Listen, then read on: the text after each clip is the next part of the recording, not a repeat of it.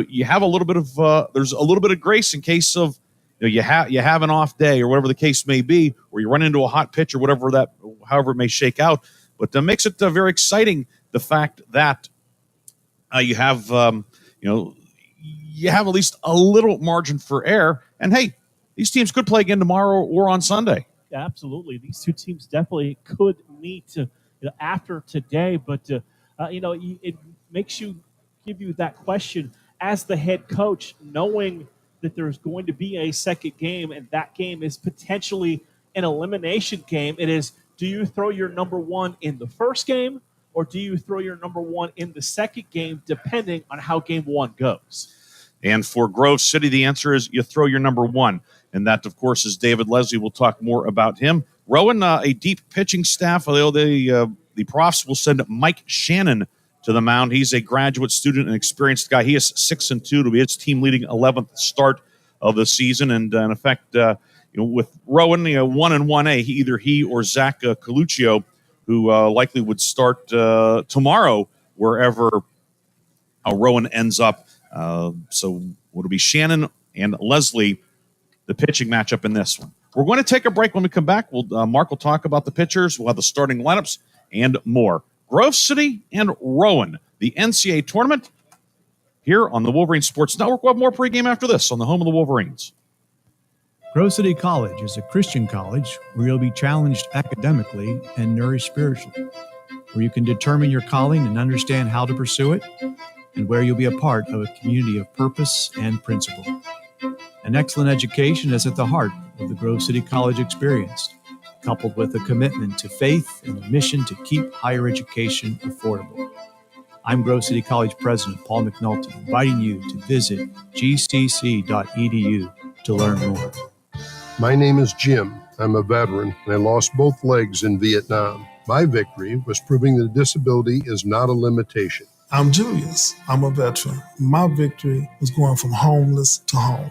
At DAV, we're on a mission, helping veterans of all generations get the benefits they've earned. I'm Cece. My victory was finishing my education. When America's veterans win, we all win. Help us support more victories for veterans. Go to DAV.org. Hey, there he is. How's it going? I'm having a stroke. Are you going to shake my hand or what? I'm having a stroke.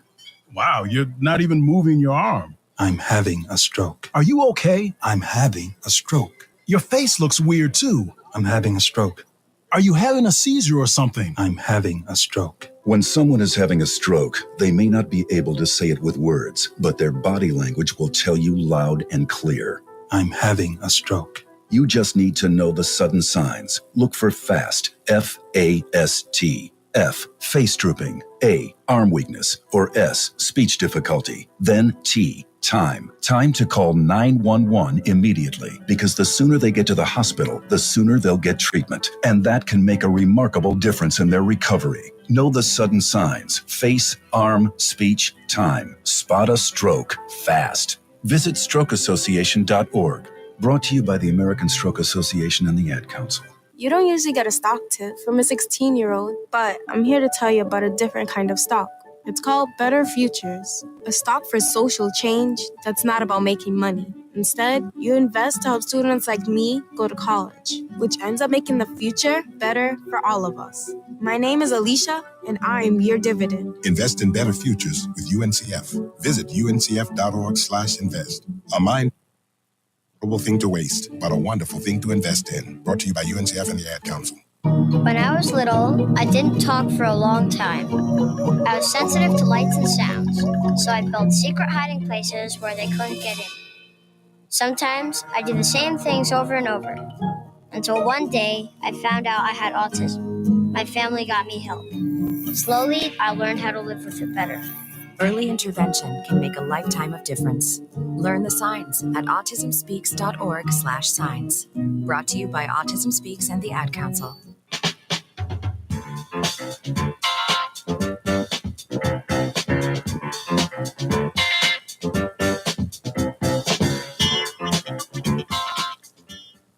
Umpires meeting at home plate with Grove City head coach Matt Royer and Rowan skipper Mike Dixon. We will have the starting lineups for you in a few minutes, but first our starting pitching matchup. And Mark, as we touched on in our last segment, a very intriguing matchup. Two experienced and very talented right-handers on the mound today. Absolutely. You look at what Mike Shannon has done this year. You mentioned the fact that his 11 start, 6-2 with a 4.20 earned run average.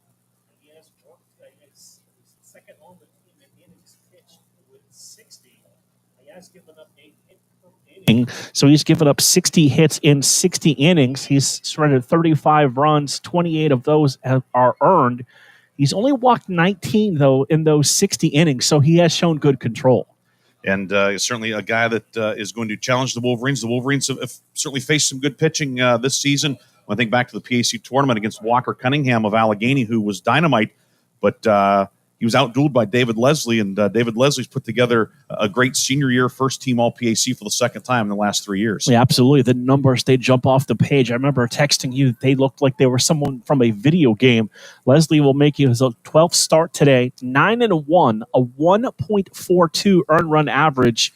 He has worked in 69 and 2/3 inning this year, only giving up 39 hits. He's walked 21 and struck out 80 in those 69 innings. David Leslie on the mound for Grove City and Mike Shannon for the Rowan Profs. Rowan, the number 1 seed out of the New Jersey Athletic Conference, 31-10. Rowan 14-4 in conference play this year.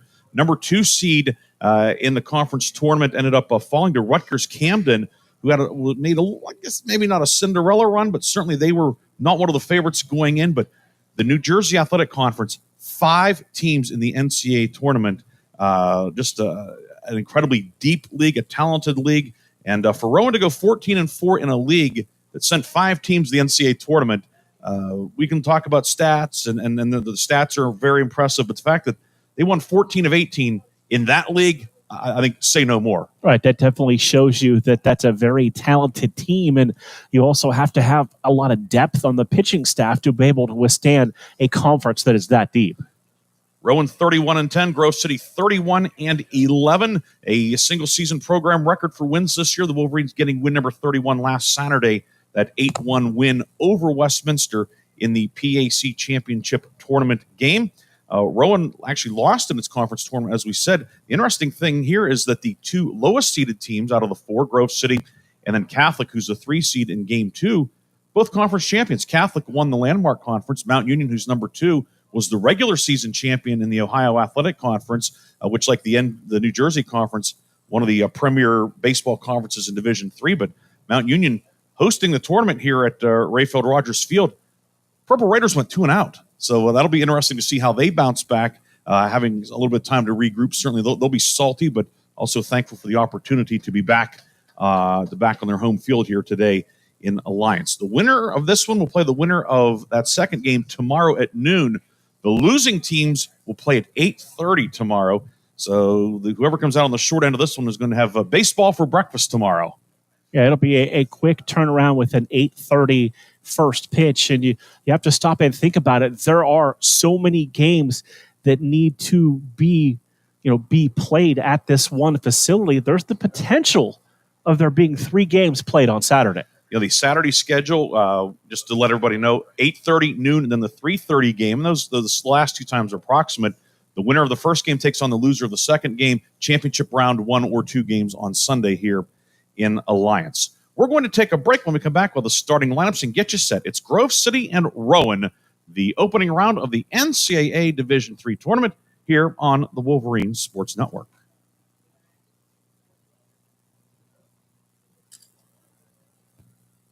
You can't escape a traffic jam. Know what else you can't escape? Seasonal allergies. And you might think you can avoid that coffee stain until... Oh, really? You can't escape a lot of things in life, but you can escape prediabetes. Prediabetes captures 1 in 3 adults. There are usually no signs of prediabetes. In fact, most people don't even know they have it. But with early diagnosis, you can change the outcome and prevent or delay type 2 diabetes. Take action by taking the 1-minute risk test at doihaveprediabetes.org. You might not be able to escape having this song stuck in your head. but you can escape prediabetes. Go to doihaveprediabetes.org today.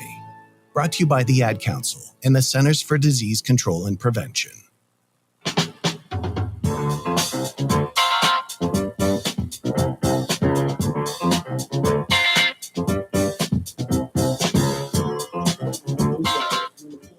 Welcome back to Alliance, Ohio. University of Mount Union, Rayfeld Rogers Field, along with Mark Means, Ryan Briggs here for this opening round game in the NCAA Division III tournament. We will keep you up to date on all of the action ongoing throughout the day.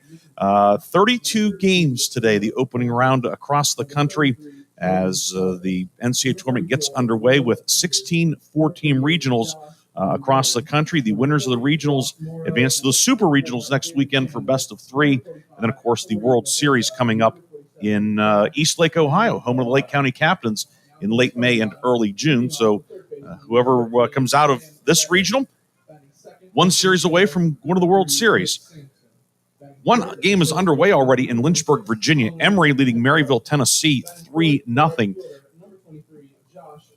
The regional at Lynchburg, very interesting setup because of the weather down there. They're playing, the first game started at 9 a.m. Lynchburg will play later tonight, and by later tonight we mean 8 p.m. They're playing a 9 a.m. game and then an 8 p.m. game at Liberty University. Lynchburg taking on Marymount because of weather and so forth in the area. So they've moved from Lynchburg essentially across the street to Liberty University. Worthington Field, named for former Minnesota Twin Al Worthington. He was on the 69 AL West champions. And, of course, that's also the alma mater of Grove City head coach Matt Royer. And he was the head coach at Liberty for a number of years back in the 2000s and early 2010s. But anyway, Lynchburg, a 9 a.m. game and an 8 p.m. game. That's a long day for the folks down in Virginia. Yeah, that definitely is a long day for everyone keeping the field ready to roll for two games. Time now for today's starting lineups. First for Grove City, which is the visiting team here in Game 1 of the tournament. Leading off at third base is Sam Bevan. Nick Sampson will play center field and bat second. Colin Marin-Petro, the President's Athletic Conference Player of the Year, will bat third and play first. Josh Minnick, the cleanup hitter, plays right. Sam Meredith at shortstop will bat fifth. Luke Vitone at second base will hit sixth. Callan Durbin, the DH, will hit seventh. Andrew Seast in left field hits eighth. Adam Weber will catch and bat ninth. And it's David Leslie on the mound. Once again for Grove City, Bevan, Sampson, Marin-Petro, Minnick, Meredith, Vitone, Durbin, Seast, and Weber. For Rowan, the home team here in Game 1, leading off is the first baseman, Tyler Cannon. Phil Sedalis will bat second and play center field. Marco Menino at shortstop hits third. Jason Morgan, the right fielder, bats fourth. Damon Sirianni, the New Jersey Athletic Conference Newcomer of the Year, he's the DH. He'll bat fifth. Braden Davis, the third baseman, hits sixth. Eric Sabato will bat seventh and play left field. Chris Serrano at second base hits eighth. Carson Harcourt is the catcher. He'll bat ninth with Mike Shannon on the mound. Cannon, Sedalis, Menino. Morgan, Sirianni, Davis. Sabato, Serrano, Harcourt for the Rowan Profs. Rowan in the home whites, the pinstripes, brown numbers and letters outlined in gold. Grove City in the red tops, white numbers and letters, gray pants. We'll take a quick break. Come back for the first pitch.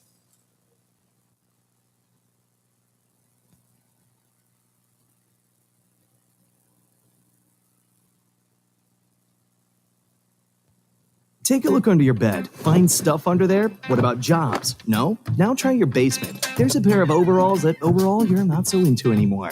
A perfectly good laptop that hasn't sat in your lap in months. And even more stuff, but still no jobs? Well, you really have both. See, stuff is defined as household articles considered as a group. Sometimes this stuff is no longer needed. Wait, no longer needed? That can't be right. Because remember those jobs you were looking for? Those are really needed. And they're the stuff inside your stuff. Even inside that winter coat that moved with you to Phoenix. Our job is to unlock those jobs, and it starts when you donate your stuff to your local Goodwill. Here's how we do it. When you donate to Goodwill, we sell your stuff to provide job training for people right here in your community. So just by teaming up with Goodwill, you help create jobs. And isn't that worth parting with the leftover keytar from your 80s cover band? Goodwill. Donate stuff, create jobs. Find your nearest donation center at goodwill.org. A message from Goodwill and the Ad Council.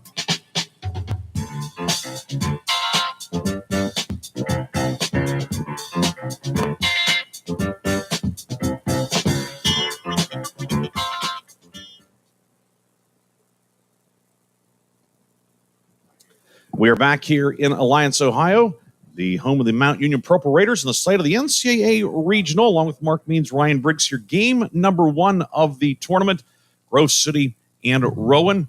It is a warm morning temperature in the mid-70s already, very humid, Mark. And one thing certainly to keep in mind, especially I think from the Grove City standpoint, it's not here in the upper Ohio Valley. It has not been a particularly hot spring. So the temperature is going to be up into the 80s by the time we get into mid-afternoon. It is very humid as well. You just wonder from a pitching standpoint, is that going to perhaps sap a guy a little bit earlier than as opposed to pitching on a 50-degree day like we've seen a lot throughout the spring here in the area. And this is expected to be the hottest day we've had so far, with temperatures reaching the mid-80s by this afternoon, and then we're going to experience a little bit of everything if you're here for all 3 days. 70s tomorrow, upper 60s on Sunday potentially. Rowan taking the field. The field here, the infield is artificial turf. They have the brown turf for the mound area and the home plate area, as well as the infield dirt, if you will. So if we make reference to the dirt, it's brown turf, but you'll know what we mean. The outfield, it is a natural grass. It is freshly mowed. It is in excellent condition as well. Had some brief showers overnight, but much of the storms were off to the north and to the east. So things are in great shape here at Mount Union. Asymmetrical field here. 335 to left, 390 to left center, 395 to straight away. But then it juts in right center to about 360, goes back out to 370, then 340 down the right field line. In some regards, a little bit of a Wrigley Field type of feel here. We're in a neighborhood setting off of Clark Street. You have the right center wall coming in, a little deeper in the corners. We're both baseball guys, baseball fans. I really like the fact of being a little bit quirky. Yeah, definitely. My directions took me right to the center of campus. So I found a jogger this morning who said, when you go to Clark Street and you see the neighborhood, realize you haven't made a wrong turn. Just keep going. And we are at the end of Clark Street. Nice trip through the city of Alliance here in the edge of Stark County. Grove City, with the number 4 seed, the closest trip for the 3 teams coming in, of course, Rowan in Glassboro, New Jersey, and South Jersey, Catholic in the Washington, D.C. area, making the trip out here to Northeast Ohio for Grove City. About an hour 15, hour 20 from Grove City. If you're wondering where exactly is Grove City, if you get out the road map, it's where Interstate 79 and 80 come together, essentially. Of course, a lot of people are probably using getting out the Google or other search engine to find out where Grove City is. But Grove City taking on Rowan. Both teams 31 wins. Winner will play at noon tomorrow. Losing team not out of it, but will have an early start tomorrow at 8:30. Sam Bevan will lead off for Grove City against the right-hander Mike Shannon. Bevan, the Wolverine third baseman and leadoff hitter, hitting .364 on the season. Shannon's first pitch is fouled straight back, and we're underway in the NCAA tournament. Grove City in the big dance for the first time in 17 years, looking for its first ever NCAA victory. Shannon working out of the windup. His 0-1 is high. It's a ball and a strike on Sam Bevan, the most outstanding player of the President's Athletic Conference Championship Tournament. Went 10 for 20 in the tournament. Also the winning pitcher in the title game. Won 8 innings against Westminster. 1-1 high, 2-1. Our location, we are on the first base side here. We are high above. Great view of the infield. We can certainly see the high and low of the strike zone. Really nice setup. Lots of room for us, which is important to Mark and me. 2-1. This one's lined to center, and it's going to get down for a base hit. Sedalis, the center fielder, up with it quickly, but it's a leadoff single for Sam Bevan, who continues his hot postseason, now 11 for 21 in the postseason. Saw mostly fastballs on that first at-bat, and then got one he liked. It lined it right to center field, and a good start for the Wolverines. Brings up Nick Sampson, the number 2 hitter, the junior center fielder. Sampson hitting .325. Shares a team lead with 4 sacrifice bunts.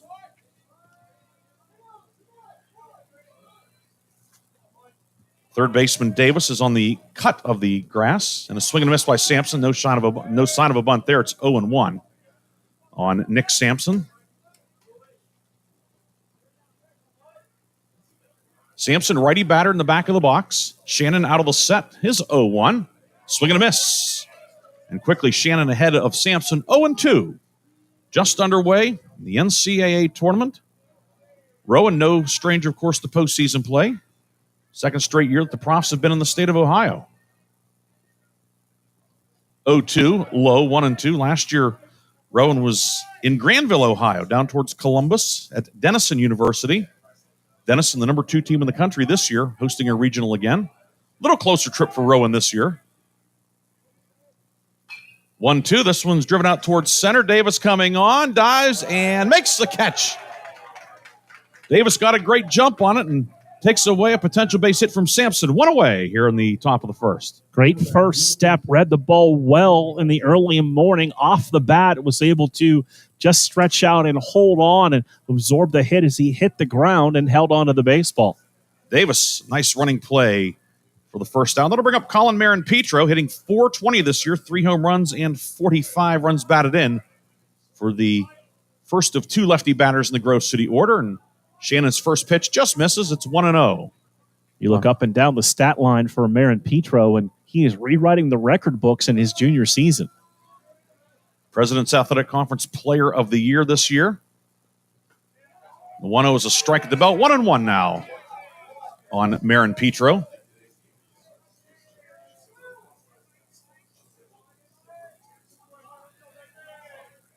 Shannon set at the belt. Bevan, modest lead at first. 1-1. Strike on the outer third. It's now 1-2. On the left-hand hitting Colin Marin-Petro. He and the DH Callan Durbin, the 2 left-handed batters in the Grove City order. Facing the right-hander Mike Shannon. Shannon's 1-2. In the dirt, blocked nicely by the catcher Harcourt. Bevan, 7 steals in 10 attempts this year. So somebody that can't be ignored over at first. 2-2, misses a bit low, and the count goes to 3-2. Marin-Petro working on the back inside corner of the box, right up against the line. See if Bevan's on the move. The 3-2, here it comes. Called strike 3. Marin-Petro goes down looking, and Mike Shannon picks up his first strikeout of the afternoon. 2 down for Josh Minnick. Minnick hitting .357, 4 home runs, and a team-leading 49 runs batted in this year. Bevan now at first with 2 away. Shannon looking to get his team back in the dugout. And the first pitch didn't miss by much. It's 1-0. And the right-hand hitting right fielder from Mechanicsburg, Pennsylvania. That's the south central part of the Commonwealth. Next one fouled straight back. Harcourt gives it a look, but that is well out of play. Back into the woods behind home plate. It's a ball and a strike on Minnick. Rowan in the home half of the first will have Tyler Cannon, Phil Sedalis, and Marco Menino due against Grove City's David Leslie. Bevan, modest lead at first. Shannon out of the set. 1-1 is high, 2-1. Good crowd behind the plate for this early morning game. Lots of red through the stands. Saw some Rowan partisans as well. I think they're below us here on the first base side.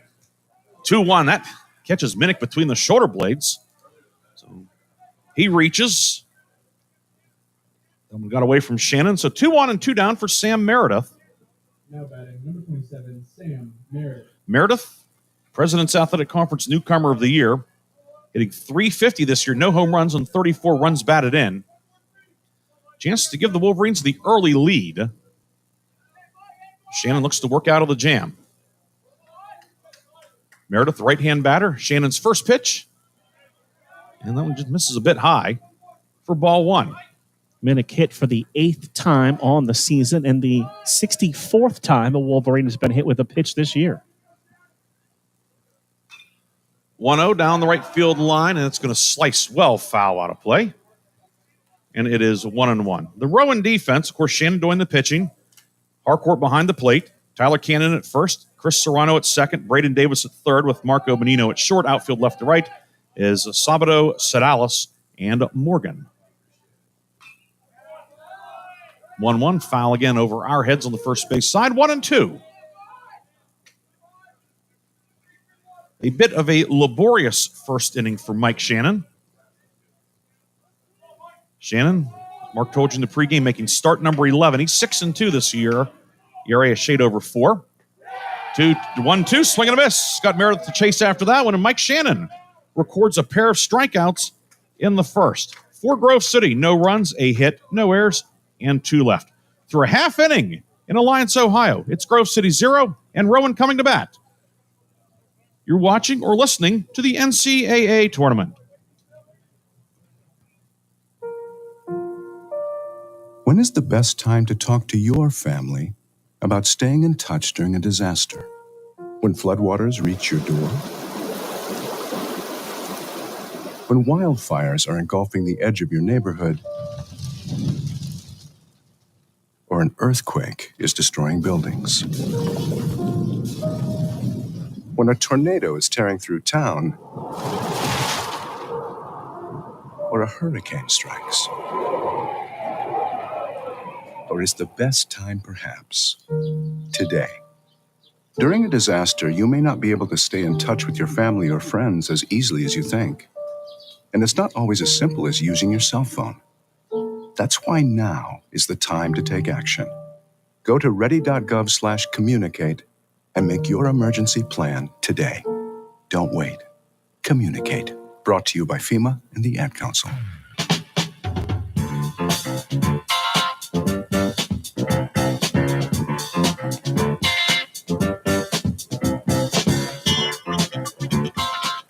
Welcome back to Alliance, Ohio. Rayfield Rogers Field, along with Mark Means, Ryan Briggs here. Glad you could join us for this NCAA tournament game, whether you are watching via the NCAA Champs Pass or listening as well. Glad you could join us here for the NCAA tournament. Always special, Mark, postseason play. Whatever level of sport it is, the playoffs are just something different, and it's a real thrill and honor to be here today and tomorrow for this tournament. Games over the last few years, and now stepping into the baseball side of things. And I can also tell you we have people listening in line at Disney World. Wow. So that's good. I know there's people in Disney World and a little further up to the north in northeast Pennsylvania. Grove City College's all-time wins leader, John Binney. Great pitcher. He's now a school teacher up there. They have it on in his classroom today. So hello to John. Always good to hear from him, and hope the students are behaving. And get into May, the students get a little bit can get a little bit squirrely. Nothing squirrely about Rowan, however. This is a potent lineup. Tyler Cannon, the first baseman, will lead off hitting .323, a 1 home run, and 44 runs batted in. Right-hand batter, and David Leslie's first pitch is a strike at the knees. The numbers for Leslie have been incredible as he has kind of slid beautifully into this ace role for the Wolverines. But he will have his work cut out for him against this deep Rowan lineup. And this one is lined over the second baseman's Batone's head into right field for a base hit. A leadoff single for Tyler Cannon, hitting one hard the other way. And much like Grove City in the top of the first, Rowan has the leadoff man on. That'll bring up Phil Sedalis, the center fielder. He's hitting .359 this year. 12 home runs, 56 runs batted in. Scored 57 runs. Suffice to say, he's been a one-man wrecking crew at times for Rowan. Cannon, 6 steals held on by Marin Petro at first. Leslie's first pitch to the right-hand hitting center fielder is low for a ball.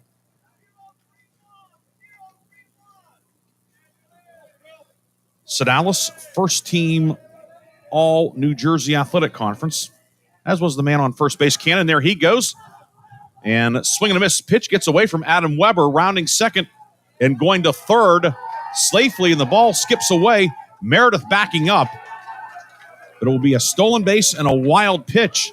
And going all the way to third on the play is Cannon. There is a lot of room behind home plate here, a little bit more than most places, and Cannon read it well and gets the stolen base, his 7th of the season, then takes third on the wild pitch. So the initial run of the game, 90 feet away for Rowan, and the count 1-1 on Sedalis.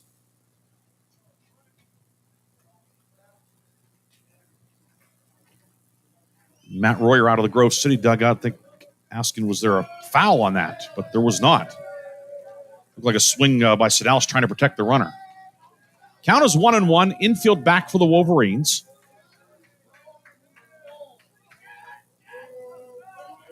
Wolverines had 2 men on last inning but could not score. Rowan a golden opportunity to get on top here in the first. Leslie's 1-1, misses inside, 2-1. Adam Weber doing the catching. Colin Marin-Petro at first. Luke Fatone at second. Sam Bevan at third. Sam Meredith at short. Outfield left to right. Andrew Seast, Nick Sampson, and Josh Minnick. 2-1 from Leslie on the way.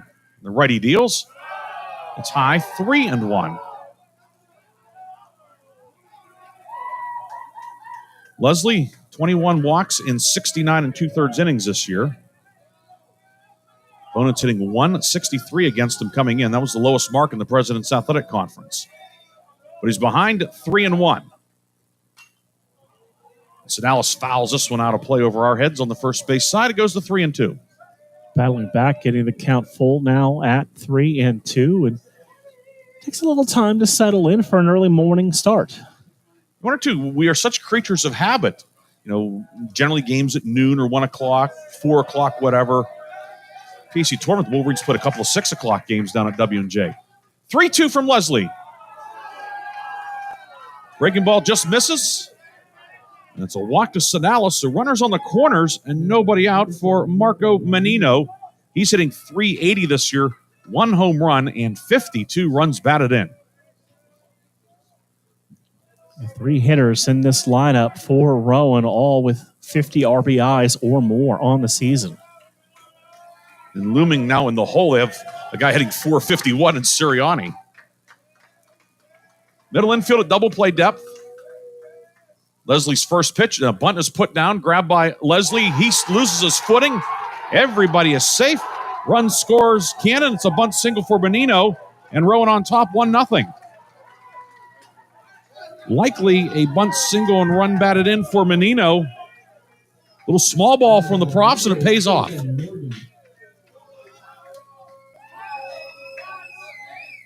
And indeed, they have called it a hit. So first and second, nobody out for Jason Morgan. Morgan hitting .354, 6 home runs, 50 runs batted in.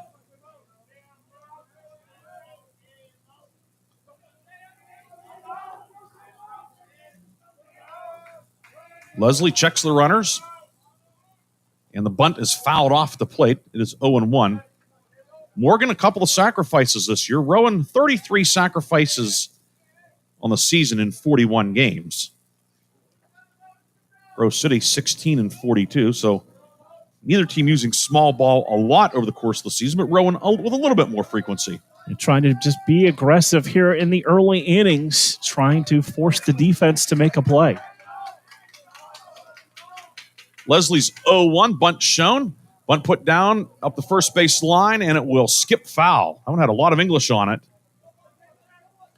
It will go foul. It's now 0-2.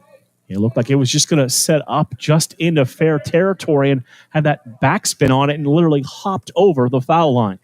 It's like when you watch the really good guys, the professional golfers on television, they'll hit one of those irons or wedges onto the green, will kind of just backspin and stop there. That's what that bunt did, but for the Wolverines, fortunate that it trickled over the foul line because otherwise it would have been a bunt single in all likelihood.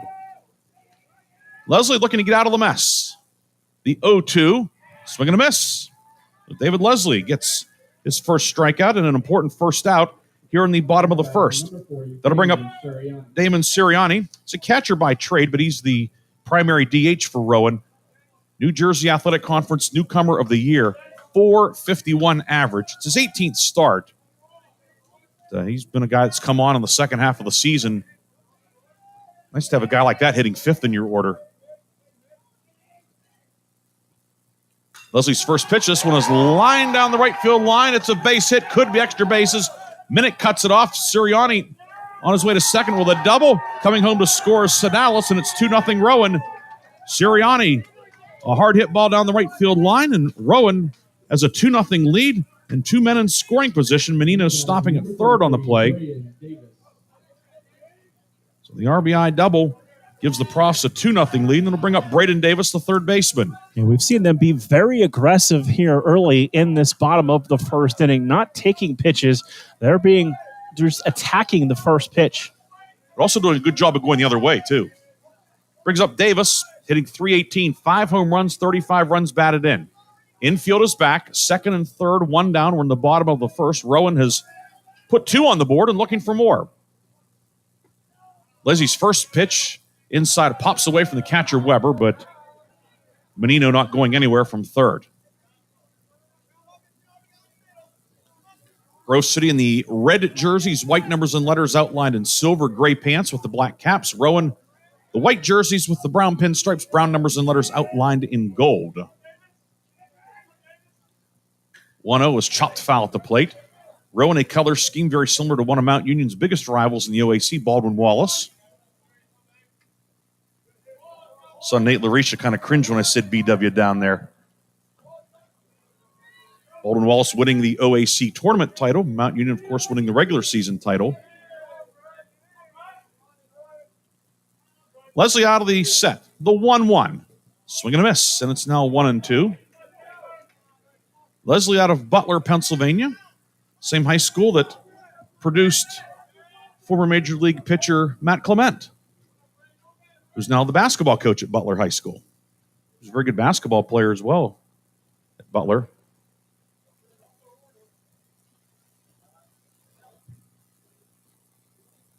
The Butler High Golden Tornado. The second base umpire came and warned Leslie. I think he may have gone to his mouth. The warning has been issued. Count is 1-2. Menino at third. The trail runner Sirianni at second. The 1-2 to Davis on the way. Rolled foul up the third base line. Quite a bit of foul territory here, Mark. That's one of the things that jumped out, especially down the left field line. Fence separating the bullpen down there, but it really seems like a very fair park to both pitchers and hitters. Another 1-2. Driven to left. Ceased going back. Still going back. Makes the catch in front of the track. Tagging and scoring from third is Menino. Sirianni will stay at second. It is a sacrifice fly for Braden Davis. And Rowan has a 3-0 lead here in the bottom of the first. This is a very deep lineup for the Profs. You look at the top 6 are all hitting 300 or higher on the season so far.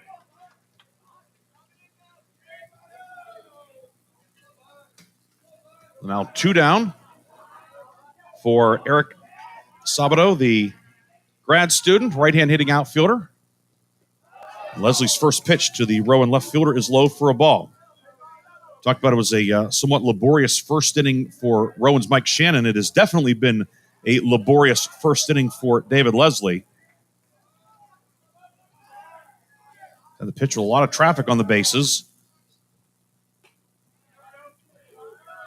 1-0 in there for a strike, 1-1. Approaching the 20 pitch mark here so far in this first inning.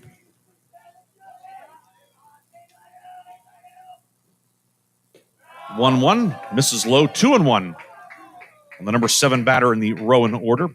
Grove City in the top of the second will have Vatone, Durbin, Ceased, 6, 7, 8 due, but Wolverines will have some work to do as Rowan has jumped out to a 3-0 lead and looking for more with Damon Sirianni, who doubled. He's out at second.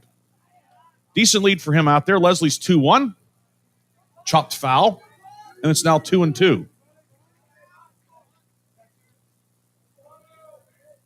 Warm, humid, sunny, late morning here in Northeast Ohio.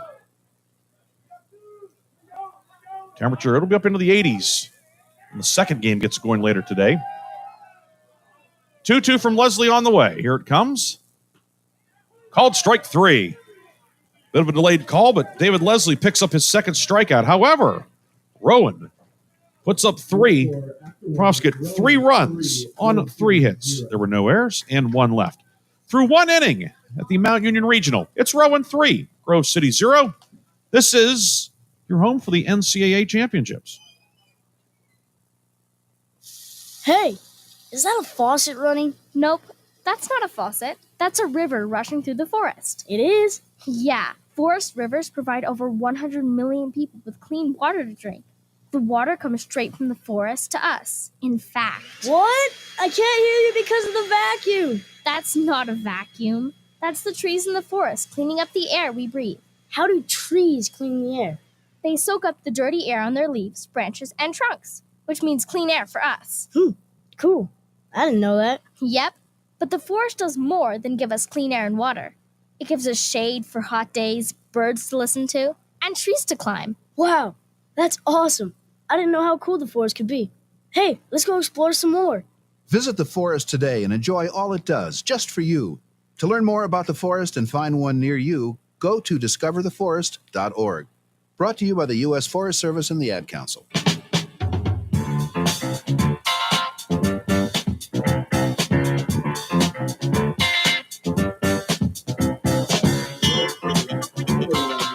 Mike Shannon back up on the hill for Rowan, getting ready to start inning number 2.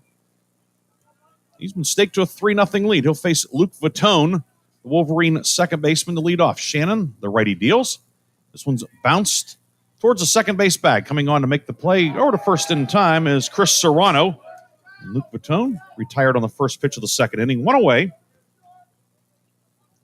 For the Grove City DH, Callan Durbin. Durbin making start number 18 on the season. They've all been as DH. Hitting .324, no home runs, and 20 runs batted in. Durbin, left-hand batter. He and Marin Petro, the two lefty batters in the Grove City order. Facing Shannon. And the first one is low for ball 1.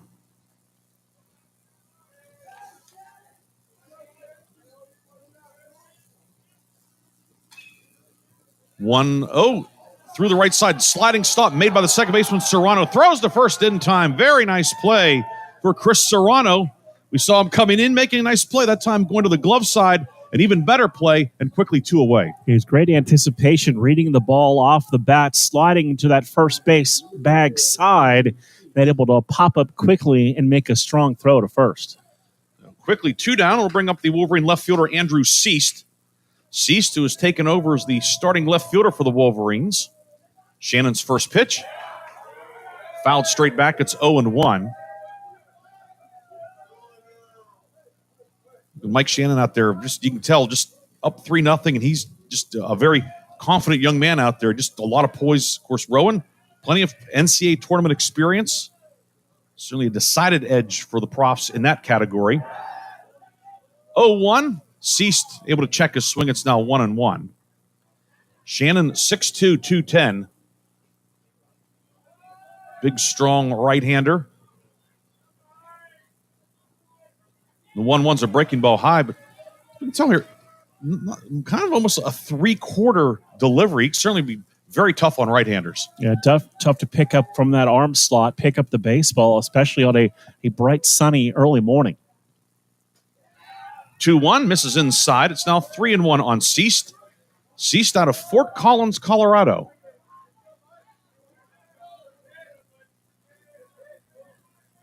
Comes in hitting .393 on the season with a couple of doubles. 3-1, swing and a miss. Now 3-2 on Seast. It's start number 11 for him. 10 starts, matching a career. 10 starts as a freshman, now career high 11 starts, including today. Payoff pitch from Shannon on the way. Fouled straight back. It stays 3-2. Nice job to foul away that borderline pitch, continue to battle and try to get something going with 2 outs here in the second.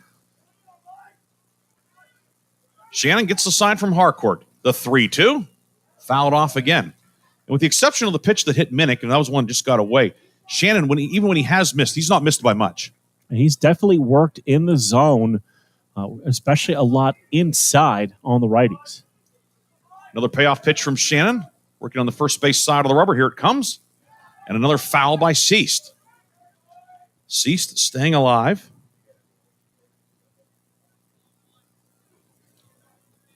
Seast 5 for 11 in the postseason.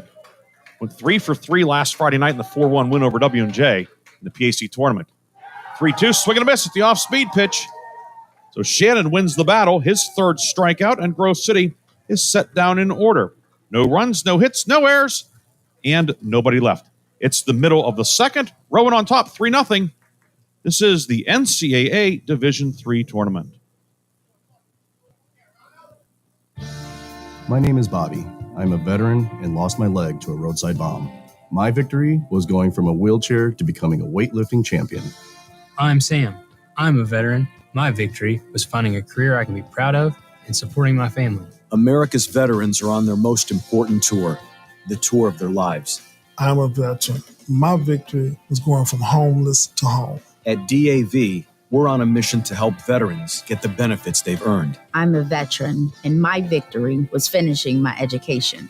DAV offers veterans of all generations a lifetime of support for victories great and small. My victory was proving that disability is not a limitation. My victory was getting my service dog a new best friend. We help more than 1 million veterans every year as they face and conquer their challenges. My victory is being able to be there for my family. When America's veterans win, we all win. Help us support more victories for veterans. Go to DAV.org.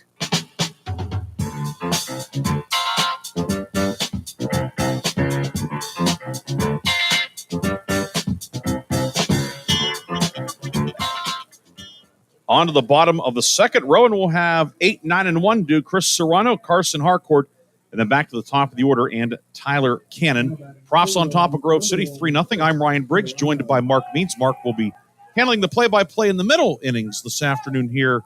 This morning, it feels like afternoon, right, but it is late morning here, 10:30 in the Eastern time zone. And Chris Serrano, who made a couple of very nice defensive plays last half inning, will lead off. Left-hand hitting second baseman. He's a switch hitter. And now we have a stoppage as apparently he had to adjust something on his person. Now David Leslie is ready to begin his second inning of work. Serrano hitting .271 this year. And Leslie's first pitch is a strike on the outside corner, 0-1. Serrano hitting .271, no home runs, and 18 runs batted in. But the way his defense is, you don't care what he hits. Very impressive defensively. 0-1 is low, 1-1 now. On the row and second baseman.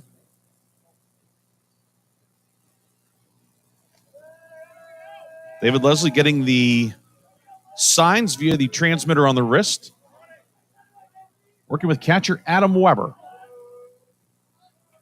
Bunt put down by Serrano, goes up the third base line, and will be gloved foul by Sam Bevan. Count 1-2. Serrano has 8 sacrifices this year, so certainly a guy that can handle the bat, and we know how quick he is. So they haven't sacrificed a lot, or it's one of those where maybe it's something they've seen where they're going to try and be aggressive, get the ball down, force the corners to come in and make plays. Count now 1-2. The option of the bunt probably diminished, you'd have to think. David Leslie winds and deals. That one is high, 2-2. Leslie with a couple of strikeouts in the first inning, but yielded 3 runs. Menino an RBI single, Sirianni the RBI double down the right field line, and Braden Davis a sac fly for Rowan.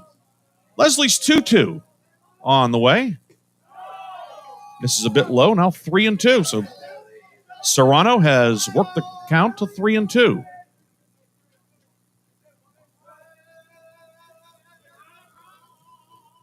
Leslie working on the first base side of the rubber. Winds and deals. The 3-2 is low. That's the second walk for David Leslie, and for the second straight inning, Rowan has the leadoff man on. Brings up Carson Harcourt, the catcher. He's hitting .307 this year, no home runs and 24 runs batted in. On-base percentage of .446. It's a real weapon in the 9 spot of the order. Yeah, definitely. We talked about just how much depth this lineup has, 1 through 9. Serrano, modest lead at first. Harcourt shows bunt, pulls back, and takes that one a bit high for ball 1. 5 sacrifices this year for Harcourt. That's 4th on the team leader. Of course, Serrano's over at first. Serrano, 4 for 6 in the stolen base department this year. Held on by Colin Marin-Petro. Throw over to first, and Serrano is back in easily. You mentioned we have somebody in Disney World. Also have somebody in, not quite Disney World, but New Wilmington. President's Athletic Conference Commissioner Joe Anderko is tuned in today, sends his regards. There goes Serrano, huge jump. The 1-0 taken for a strike. Serrano in there safely. Ball goes into center field. Nick Sampson backing up, but it will be stolen base number 5 for Serrano, who had a huge jump. We've really seen the Profs be very aggressive offensively here in the first inning plus this morning. Serrano's at second now. The count is a ball and a strike. We'll see if the bunt stays on. Serrano, pretty healthy lead out at second. Leslie's 1-1. Harcourt puts the bunt towards the mound. Leslie with it. He'll throw over to Luke Vitone covering. The sacrifice is completed 1-4. Serrano goes to third. And back to the top of the order to Tyler Cannon. Cannon singled, stole second, went to third on a wild pitch, and scored on the Menino single back in the first. Cannon, the somewhat of a rarity in baseball, first baseman hitting leadoff. Times have really changed with that. You see catchers leading off in the major leagues now that you never would have just a few years ago. Leslie's first pitch fouled out of play. Remember last year at the Division III World Series, Wisconsin Whitewater, the national runner-up, their catcher hit leadoff. So, of course, you go back to our youth. You're in Northeast Ohio. Mike Hargrove used to hit leadoff for Cleveland back in the late 70s and 80s, and he certainly was not a burner when it came to speed. We saw Cannon. He can go 7 steals on the season. He takes the 0-1 from Leslie down in the dirt, 1-1, blocked by Adam Weber. Hargrove known for the long at-bat that got his teammates a chance to see a lot of pitches. And one of the great nicknames ever, the human rain delay. Ball and a strike on Tyler Cannon. Cannon out of Clayton, New Jersey. Grad student. Bouncer left side, and it takes a wicked hop over Bevan down the left field line. Serrano will trot home. Cannon thinking two, and he will slide in safely. Feet first slide. A run-scoring double for Cannon. Well, had a lot of overspin. Rocketed over Bevan, and Rowan has a 4-0 lead. They'll bring up Phil Sedalis. The center fielder walked and scored back in the first. Just an absolute wicked hop to be able to try and get in front of. They don't call that position the hot corner for nothing. Definitely, that ball had a lot of heat on it, too. So Cannon out at second with 1 down. Sedalis, right-hand batter. Leslie's first pitch bounces in. It bounces over Weber. Goes all the way to the backstop. And trotting into third is Cannon. With the room behind home plate, as we saw earlier, when Cannon stole second, went to third on a wild pitch on that same pitch, it's possible for a guy to get 2 bases on a wild pitch or pass the ball. Infield now will come in for the Wolverines at the intersection of the green and brown turf. Leslie's 1-0. And going to be called a strike. Sedalis tried to hold up, could not. It's 1-1. Leslie looking for a strikeout or a pop-out here. Certainly is a strikeout pitcher, 82 this season for Leslie in 71 innings. Sedalis strikes out about once every 10 at-bats. The 1-1 misses a bit low, 2-1.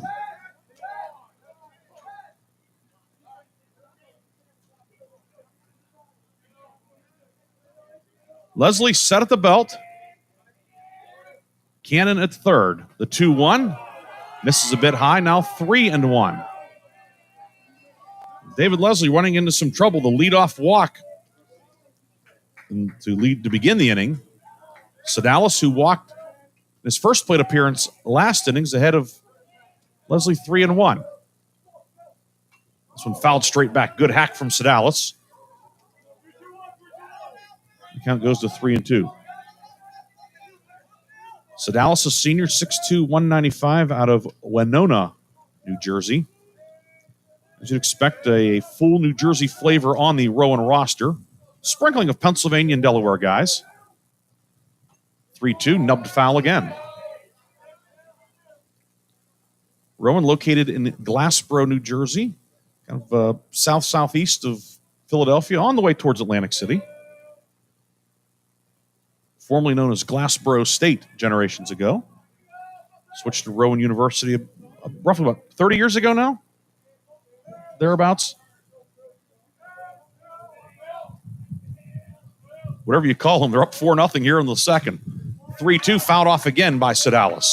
You can just tell how fundamentally well this baseball team is coached. They're aggressive in favorable counts for the hitters, but they're also fundamental in trying to advance runners, steal bases, do what they can.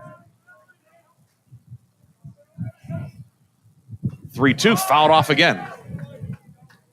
It stays 3-2 on Phil Sedalis. Marco Menino, the shortstop, waits on deck. We'll get you some updates from around the national scoreboard as well. 32 games today across the country. All 64 teams in action. Leslie's payoff pitch on the way. Here it comes. Called strike 3. Sedalis thought it was inside, but it catches the corner, and strikeout number 3 for David Leslie. 2 down. The infield can now back up, and it brings up Menino, who singled in a run and scored in the first.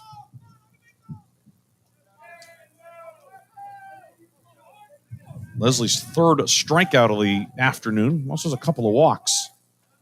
He's at 43 pitches so far today.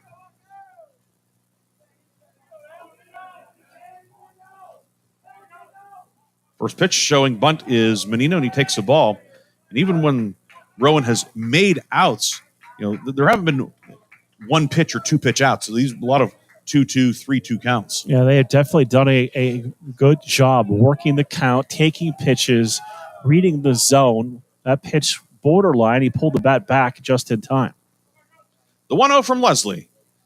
And that one is a strike, 1-1. Menino, one of 6 first-team all-conference selections.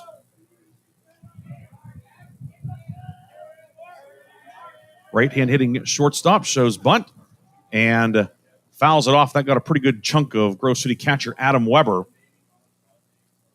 And Weber will look to walk that one off. Speaking of the Wolverine backstop, he'll lead off the third. It'll be Weber, Bevan, Sampson, 9, 1, and 2 in the Grove City order. Those foul balls don't hurt like they did the afternoon. I got to call a couple games at home when we were in the 30s. They feel a little better in the 70s.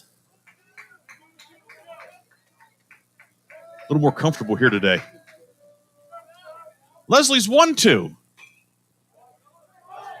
Chopped foul, and it's going to... That was a slow development. It was like slow motion. It actually hit right along the foul line.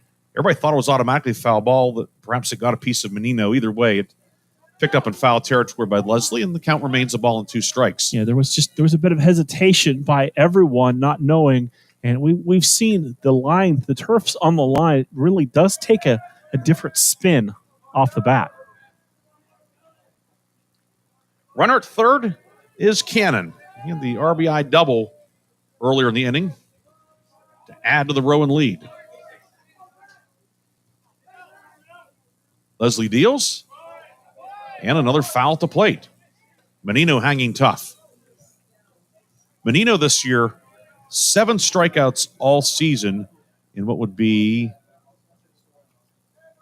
198 plate appearances.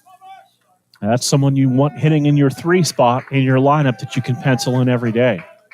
Definitely irresistible force and movable object type stuff here. Strikeout pitcher against a guy that doesn't strike out. This one's hit the center. Nick Sampson has it measured, and he will make the head-high catch to end the inning. Rowan adds to the lead. The Profs get 1 run on 1 hit. There were no errors, and 1 runner left. We've played 2 innings in game number 1 at the Mount Union Regional. Rowan on top of Grove City, 4-0 on your home for the NCAA tournament.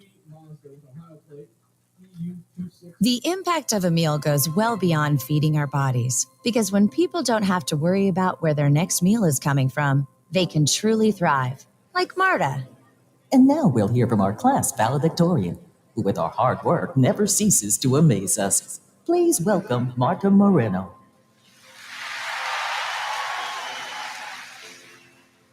And Alex. Hey, Alex, how did the interview go? I did it! I got the job! I can't believe it! I knew it. Let's meet up later to celebrate. And Diego. Mom! I got first place at the science fair with my volcano project. That's amazing, sweetie. Congratulations. Because when people are fed, futures are nourished, and everyone deserves to live a full life. Join the movement to end hunger at feedingamerica.org/actnow. feedingamerica.org/actnow. A public service announcement brought to you by Feeding America and the Ad Council.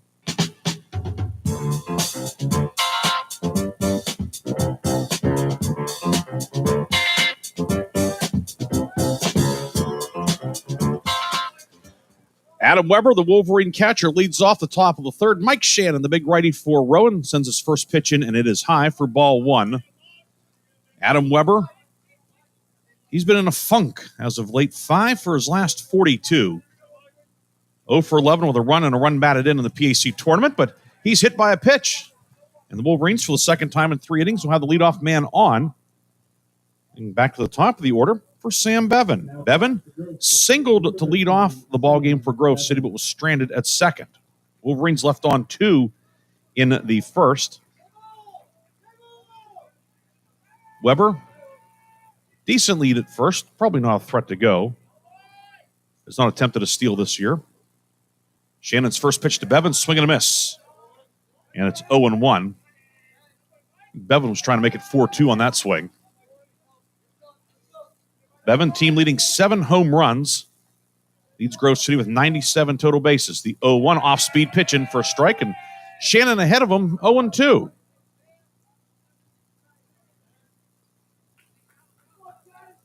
Weber held on at first by Cannon.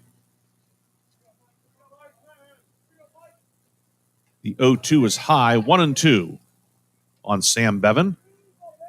Bevan this year earned PAC Hitter of the Week and Pitcher of the Week during the 2025 season.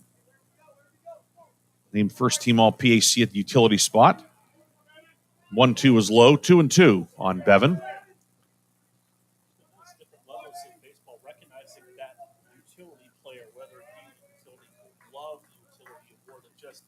That's the way the game has gone. That's to play a lot of different positions. 2-2, foul down the right field line, out of play, and it stays 2-2 on Bevan. You think even at the major league level, specializing with the gold gloves, left field, center field, right field now, as opposed to just outfielders per se. Bevan, the back of the box, Mike Shannon's 2-2. Line down the right field line, and this one's going to slice foul. Right fielder Morgan gave it a pretty good run, but it lands foul. And once again, 2-2. Yes. Of course, they have the Gold Glove program at the Division III level as well through the ABCA. And some of the defense we've seen today, some guys have thrown their hat in the ring, especially on the Rowan side. A couple nice plays by Serrano at second. 2-2, rolled through the left side and will sneak through for a base hit. Bevan able to get enough of that one. He's 2 for 2, 12 for 22 in the postseason. First and second, nobody out for Nick Sampson, who lined out to center and was retired on a very nice catch by Sedalis in right center. A chance for the Wolverines to chip into this 4-0 lead. Now Shannon, he has the wristband on the left forearm. First and second, nobody out for Sampson.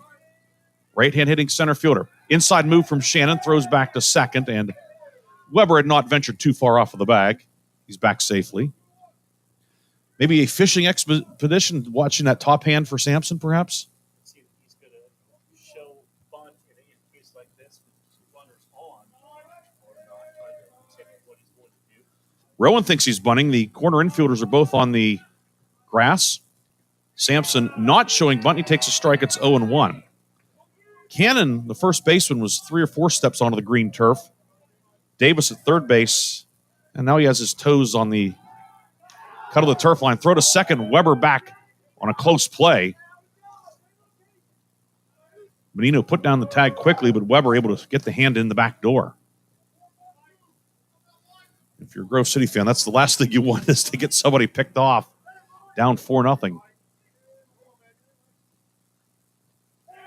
Sampson shows bunt. That one skips past Harcourt, the catcher, and the runners will take an extra 90 feet on the wild pitch. So now 2 men in scoring position. Wolverines did not have to give up an out. Chance for Sampson to get the Wolverines on the board. He's knocked in 18 runs this year.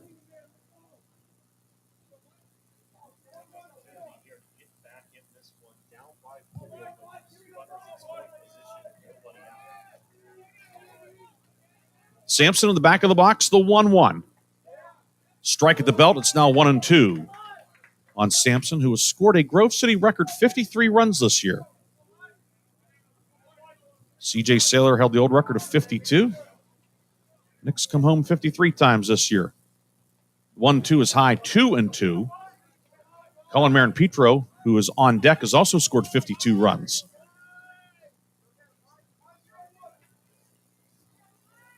Second and third, nobody out. Mike Shannon set for Rowan. The 2-2 to Sampson.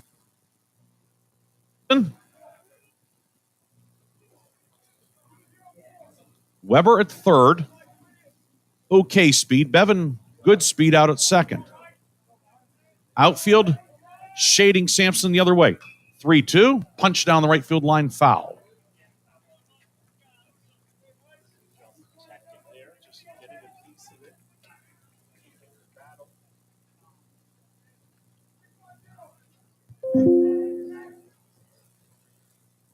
The infield is playing Sampson the other way. A lot of room on the left side.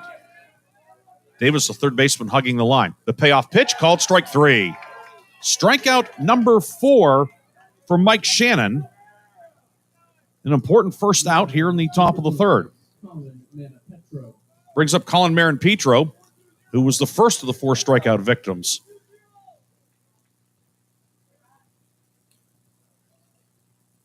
Marin-Petro, lefty batter. That's with 2 men in scoring position, but now 1 away. Brief delay, now Shannon back up on the rubber. First pitch, swing and a miss. Marin-Petro comes up empty. It's 0-1. Starting a lot of hitters. First pitch fastball, but took something off of that one and had him out front. The 0-1. That one low. 1-1 on Marin-Petro out of West Allegheny High School. It's west of downtown Pittsburgh, for those wondering. 1-1 high, 2-1.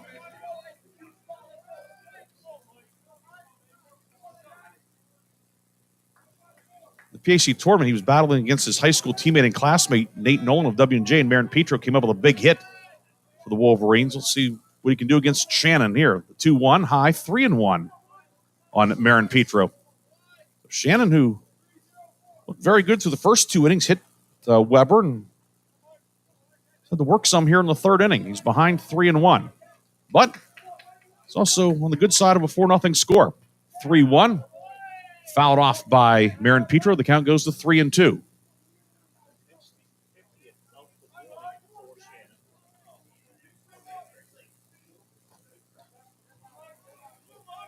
He has 2 complete games this year, 2 of the 3 for Rowan. The 3-2, called strike 3. Marin-Petro down on strikes for the second time today. 2 down. And Shannon is 2/3 of the way from escaping the jam. That'll bring up Josh Minnick, who was hit by a pitch in the first. If you're Grove City looking to get on the board, having your all-time leader in runs batted in at the plate is not a bad option. But Shannon was struck out back-to-back men. Will face Minnick. Weber at third, Bevan at second. Minnick takes strike 1. And I've noticed, Mark, too, when Shannon gets in a little bit of trouble, and he's tap danced around some, it's like he has that extra gear. Just the fastball, a little more life. The breaking ball's a little sharper. 0-1 pop foul, first base side. Cannon gives it a look, but it is out of play. And now Shannon 1 strike away from getting Rowan back in the dugout with a 4-0 lead. Always that extra element you love to have on a starter when it needs to score, whether it's a little more on the fastball, as you said, a little more cutting on the breaking ball, reach back for a little extra. 0-2 to Minnick on the way from Shannon. Here it comes. Little high, 1-2 on the Wolverine right fielder. Minnick all-region last year.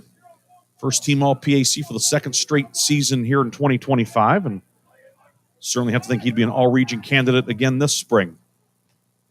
1-2, high, 2-2.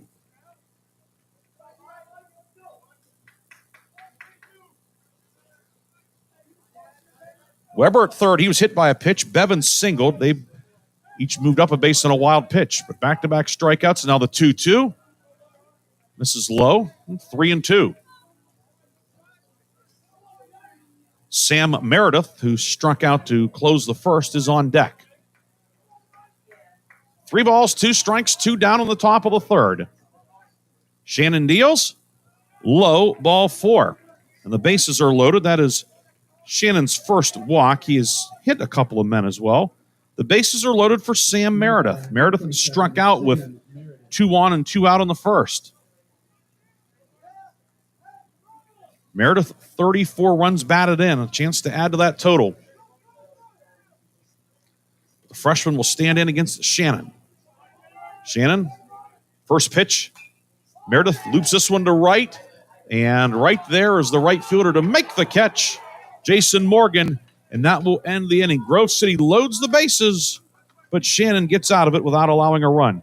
For Grove City, no runs, 1 hit, no errors, and 3 men left. It's the middle of the third at Rayfeld Rogers Field in Alliance, Ohio. Your score, Rowan 4, Grove City 0. You're watching or listening to the NCAA Championship Tournament. Hey, wouldn't it be great if life came with a remote control? You know, you could hit pause when you needed to, or hit rewind, like that time you knocked down that wasp's nest. Uh-oh. Or that time you forgot to roll up your windows in the car wash. Fantastic. Yeah, a remote control would have come in handy then. Well, life doesn't always give you time to change the outcome, but prediabetes does. With early diagnosis and a few healthy changes like managing your weight, getting active, stopping smoking, and eating healthier, you can stop prediabetes before it leads to type 2 diabetes. It's easy to learn your risk. Take the 1-minute test today at doihaveprediabetes.org. Life doesn't come with a remote control. Yikes! So you're on your own with the wasps. You have the power to take control of prediabetes. Visit doihaveprediabetes.org today. That's doihaveprediabetes.org. Brought to you by the Ad Council and its prediabetes awareness partners.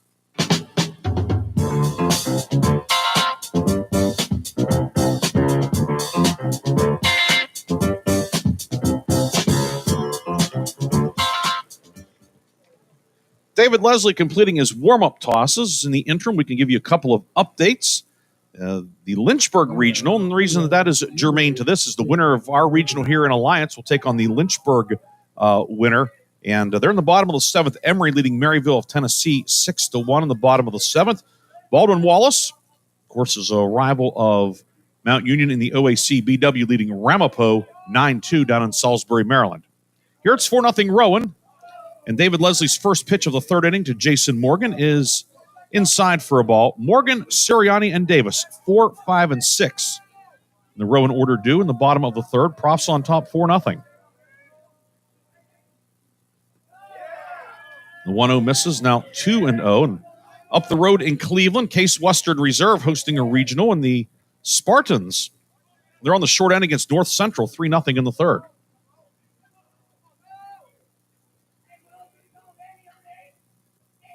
Leslie out of the windup, working on the first base side of the rubber. His 2-0 to Morgan is a strike. Morgan struck out swinging in the first, one of 3 men to strike out against David Leslie. He's also walked a couple. Both walks have come around to score. Rowan 3 runs in the first, 1 in the second. 2-1, bounced up the middle behind the bag. Meredith gloves it, throws over to first, and in time on a close play. Meredith ranging to his left, able to gun down Morgan on a close play over at first. 1 down for Damon Sirianni, the DH. He doubled in a run back in the first. Nice play to set his feet to get that extra momentum behind the throw. And a strong throw across the first. I don't think it hurt having a 6'5" first baseman, Marin Petro, using every bit of that wingspan, too, because Morgan got down the line in a hurry. Leslie's first pitch to Sirianni is a strike. The Rowan DH.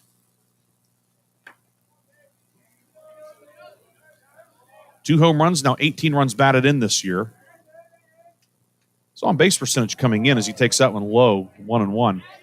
574 this year.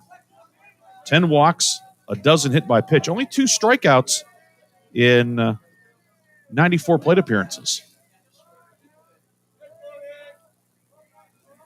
1-1 on the way. Bounce to the left side. Meredith on the first hop. Gloves throws over to first in time. A much more routine play for Sam Meredith, and 2 down for Rowan. That'll bring up Braden Davis. He had a sacrifice fly to left. That scored the 3rd run of the first inning. That scored Menino. So Davis officially 0 for 0.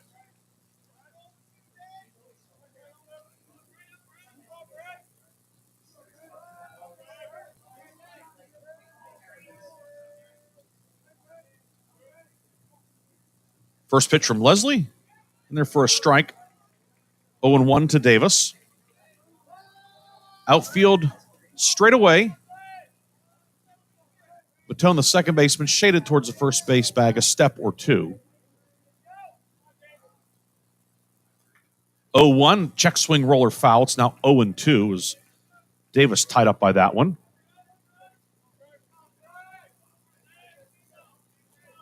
The clouds have pretty much dissipated here. It was cloudy when we got here, but not now. Sun splashing the artificial turf infield and the natural grass outfield here at Mount Union. The 0-2. Swing and a miss. Leslie pumps the fastball past him in a very tidy 3rd inning for David Leslie. No runs, no hits, no errors, and nobody left. Mark will bring you through the middle innings when we come back.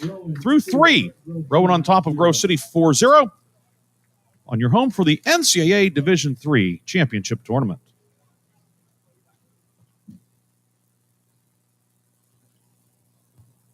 You can't escape a traffic jam. Know what else you can't escape? Seasonal allergies. And you might think you can avoid that coffee stain until... Oh, really? You can't escape a lot of things in life, but you can escape prediabetes. Prediabetes captures 1 in 3 adults. There are usually no signs of prediabetes. In fact, most people don't even know they have it. But with early diagnosis, you can change the outcome and prevent or delay type 2 diabetes. Take action by taking the 1-minute risk test at doihaveprediabetes.org. You might not be able to escape having this song stuck in your head, but you can escape prediabetes. Go to doihaveprediabetes.org today. Brought to you by the Ad Council and the Centers for Disease Control and Prevention.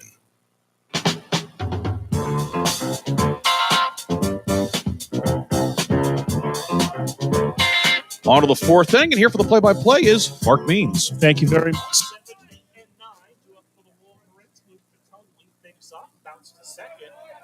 Takes the first pitch for ball 1.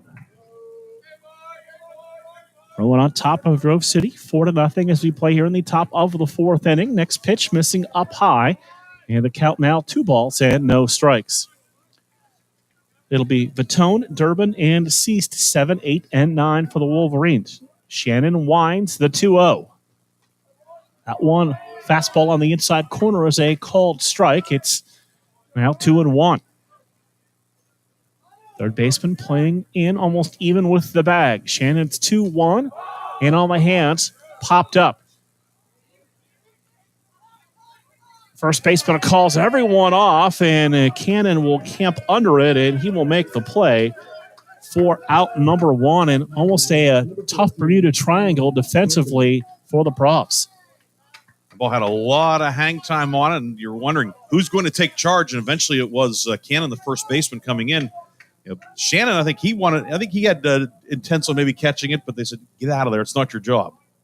Durbin, 0 for 1, takes a first pitch, strike on the corner.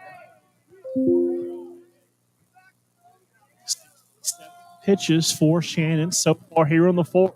Next pitch going to be lined out to left field, and the left fielder reaching out, and he will hold on and make the play for out number 2. Quickly 2 up and 2 down for the Wolverines. Sabato out and left. That ball was sinking fast, but a nice job to track it down. And the Rowan, we've talked about how impressive the offense has been. Shannon has pitched well, but the Rowan defense has been, I think, really the story of this game. Absolutely. A couple of plays all over the diamond for the Profs. First pitch going to be popped up to right field. Right fielder will camp under it, and he will make the play for the out. A quick 1, 2, 3, top of the fourth for the Wolverines. We go to the bottom of the fourth. It is Rowan 4 and Grove City 0. You're listening to the home of the NCAA Division III Championships. Find stuff under there? What about jobs? No? Now try your basement. There's a pair of overalls that overall you're not so into anymore. A perfectly good laptop that hasn't sat in your lap in months. And even more stuff, but still no jobs? Well, you really have both. See, stuff is defined as household articles considered as a group. Sometimes this stuff is no longer needed. Wait, no longer needed? That can't be right. Because remember those jobs you were looking for? Those are really needed. And they're the stuff inside your stuff. Even inside that winter coat that moved with you to Phoenix. Our job is to unlock those jobs, and it starts when you donate your stuff to your local Goodwill. Here's how we do it. When you donate to Goodwill, we sell your stuff to provide job training for people right here in your community. So just by teaming up with Goodwill, you help create jobs. And isn't that worth parting with the leftover keytar from your 80s cover band? Goodwill. Donate stuff, create jobs. Find your nearest donation center at goodwill.org. A message from Goodwill and the Ad Council.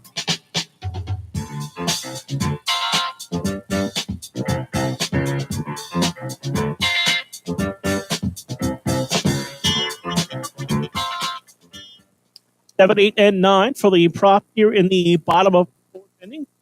David Leslie, who's sat down 5 batters for Rowan as we begin the bottom of the fourth inning. Sabato struck out looking. Second of 3 strikeouts by Leslie.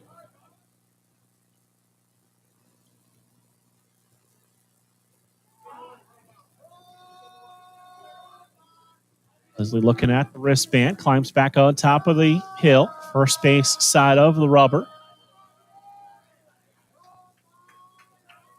Leslie got to wind and fire. Now he's got a big chunk of our home plate umpire as Weber turned around to check with him, and we see the catcher and the plate umpire commiserating on those difficult foul balls. They both they can relate to the foul tips, or in this case, more than just a tip. Looks like everybody's okay. Leslie ready with the 0-1. That'll skip in the dirt. It's so hard to get away from saying in the dirt after all the years of that being just commonplace.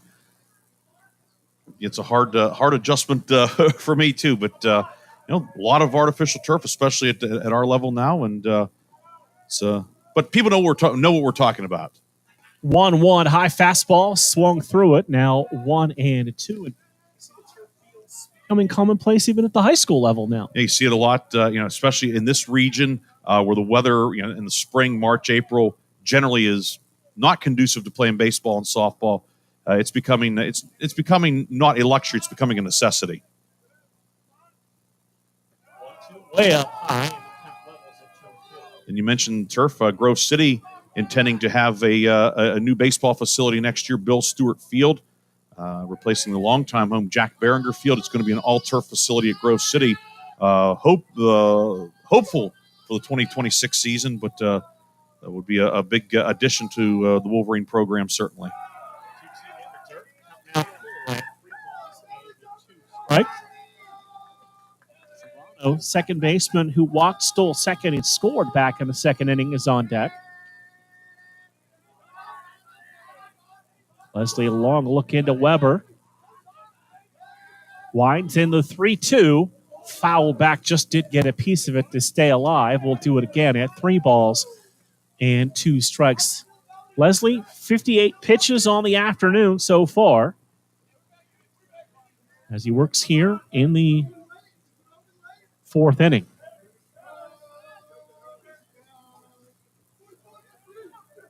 Salvador back in the box. Leslie Warrens again, the 3-2. Must just a bit inside for ball four. Salvador leads things off in the bottom of the fourth with a walk. You look, Rowan, first 3 innings, leadoff man on in the first, scored 3 runs. Leadoff man on in the second, scored a run. Did not get the leadoff man on last inning, didn't score. Leadoff man on here in Sabato and brings up Serrano, who was the leadoff man in the second.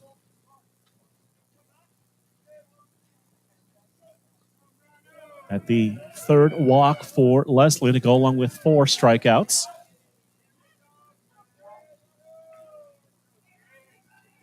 Going to check the runner at first base. Held on by Marin Petro. First pitch up high for a ball has Serrano spinning out of the way.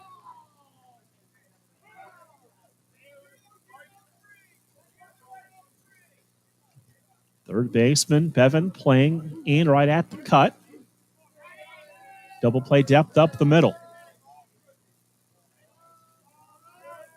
Turn, toss over to first base, and getting back in with the slap tag put on by Marin Petro.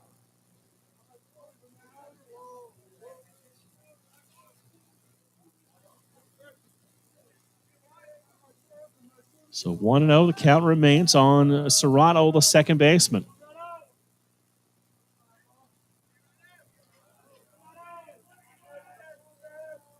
Leslie looking in. Runner breaks for second. Pitch fouled back. He'll slow up and head back to first base.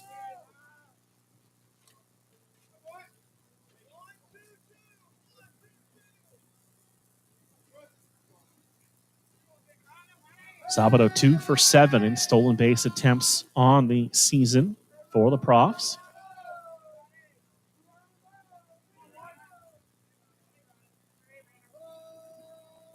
Leslie again, this will a little bit of a lob toss over, chasing him back to back. Not the A move that time, just keeping an eye on him.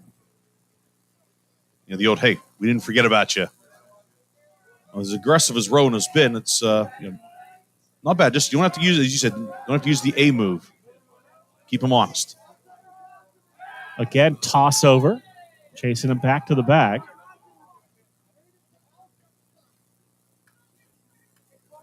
Seen the Prof steal a couple of bases, put the bunt down, trying to get runners in motion. Leslie peeks over his shoulder, comes to the plate with the 1-1. Bunt is down, and that's going to roll foul up the first baseline and count now 1-2.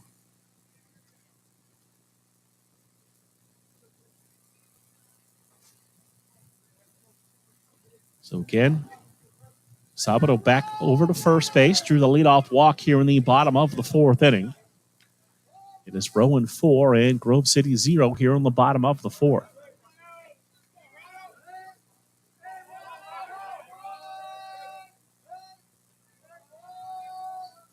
Leslie peeks over his shoulder at first base.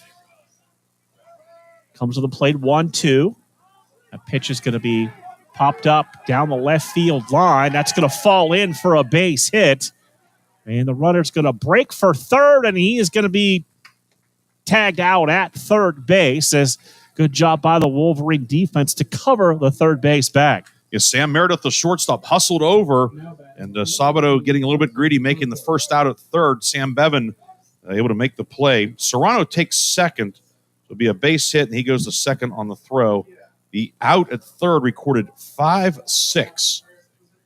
And that ball just, hung up there, ceased playing, shaded towards the gap, dropped in, but Wolverines did not give up on the play, and Bevan making the throw, and Meredith, alert play by Meredith, able to record a big first out.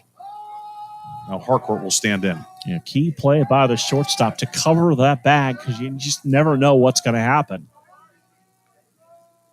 Harcourt sacrificed in his first plate appearance. He'll swing away on this pitch, drive the ball out to right field. Right fielder will camp under it and get it quickly back in. Minute going to get that baseball in quickly, so no chance for the runner to advance, and there's 2 down. going back to that play, if you think about at minimum, it's first and second, nobody out. Harcourt's probably bunting. And, of course, if he's safe, then it's second and third, nobody out. If Grove City is able to keep Rowan off the board here and then come back later on, that could be a play that you put a star next to. That first out at third. But, again, tough customer in Cannon who's 2 for 2. As now Matt Royer is going to come out of the Grove City dugout on the third base side and convene the infield. 69 pitches for Leslie here with 2 outs in the 4th inning. You don't think it's a change here, more of a getting everybody on the same page? Yeah, and also maybe talk. What do you want to do with this guy? Single and a double. Again, not that there's an escape hatch in this Rowan lineup. It is, as we've talked, it is a deep lineup. You're back to the top of it. So after Cannon, you have Sedalis and of course Menino Morgan. So you don't want to be putting guys on base. But on the other hand, Cannon's 2 for 2 and has really been seeing the ball well. So we'll see what the Wolverines elect to do, if they're careful with Cannon or perhaps, they go at him. David Leslie, who was, a bit wobbly in the first couple of innings, seems to have settled down some. He may go right at him. We'll see what the Wolverines elect to do here. But obviously a big at-bat here. Rowan, the 4-0 lead, would love to at least add one more. You get up 5, you take the grand slam out of the equation. Grove City looking to hold it here. So Serrano off the bag at second. Big lead, and the first pitch to Cannon is up high for ball 1.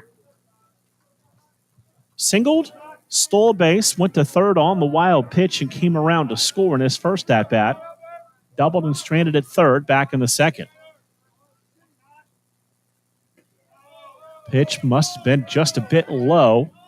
And now 2 balls and no strikes on Cannon.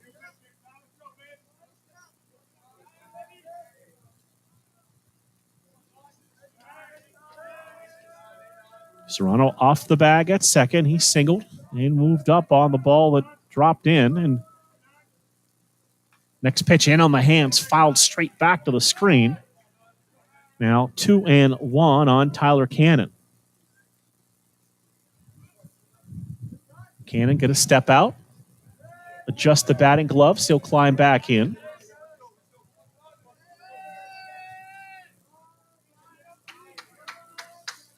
Check of the runner out at second base. Next pitch down low for a ball, blocked by Weber. Now 3-1. And if you're wondering, well, they haven't mentioned a pitch clock. Not yet at the Division III level, if you're wondering. Now they do. The field umpire a lot of times will keep track of that. But both the pitchers today have worked fairly quickly.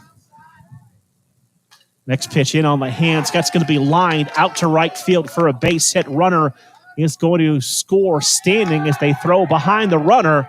It's now a 5-run lead for the Profs here in the bottom of the 4th. Cannon getting ahead in the count, 3-1, and hitting the ball hard the other way. That's another thing. There's so many things impressive about this Rowan team, but how well they go the other way, and it's not just poking a ball through or slapping a ball through. It is hard, solid contact the other way. We saw it right there. 2 outs, the base hit, and it's 5-0. So it brings up Sedalis, the center fielder. Walked and scored in his first plate appearance. Runner breaks for second. That pitch is going to be going to be a little behind the runner. And Cannon has his second stolen base of the afternoon.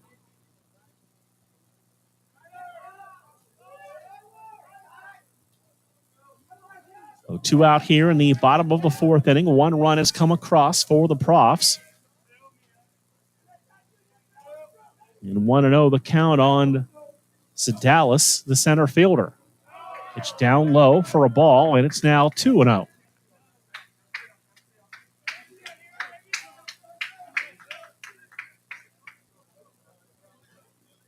Leslie checking the wristband, now checks the runner out at second base.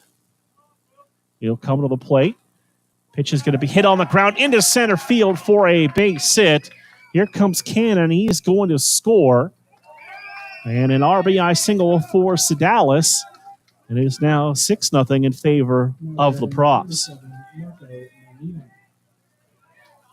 It's good 2-out hitting by Rowan. Not trying to do too much. Saw the hit the other way, then going back up the middle. And Sedalis, his first hit of the afternoon on base for the second time. And Rowan coming up, they had the base running error, but Rowan, this lineup, able to atone for that. A couple of key two-out hits by Cannon and Sedalis to make it 6-0. And perhaps some stirring in the Grove City bullpen down the left field line. Marco Menino, the shortstop, 1 for 2.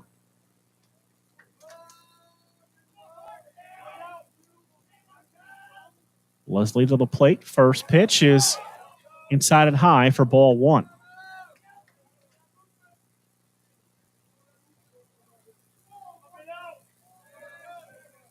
Leslie checks the wristband. Quick look over his shoulder to first base. And in the 1-0, it's going to be driven down the left field line and going to hook foul and out of play. Jack Houston, sophomore righty, Kenny Lavrich, junior righty, heading down to the Wolverine bullpen. Houston has started the toss. Lavrich stretching. 1-1 the count now on Menino, the shortstop. Toss over to first base. Diving back to the bag safely, Sedalis.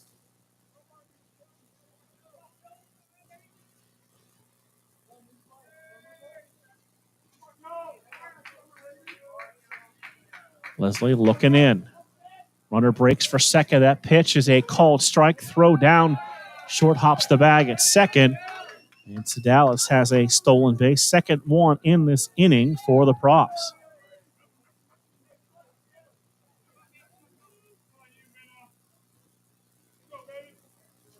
Rowan been very aggressive on the base paths here this morning.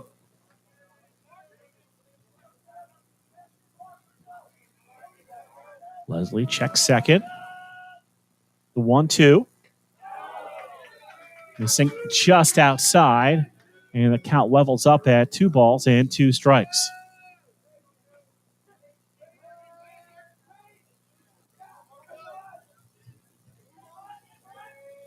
Runner off the bag at second. Big Lee, that pitch is going to be driven down the right field line. That's going to drop in foul territory. And we're leveled up at 2 balls and 2 strikes.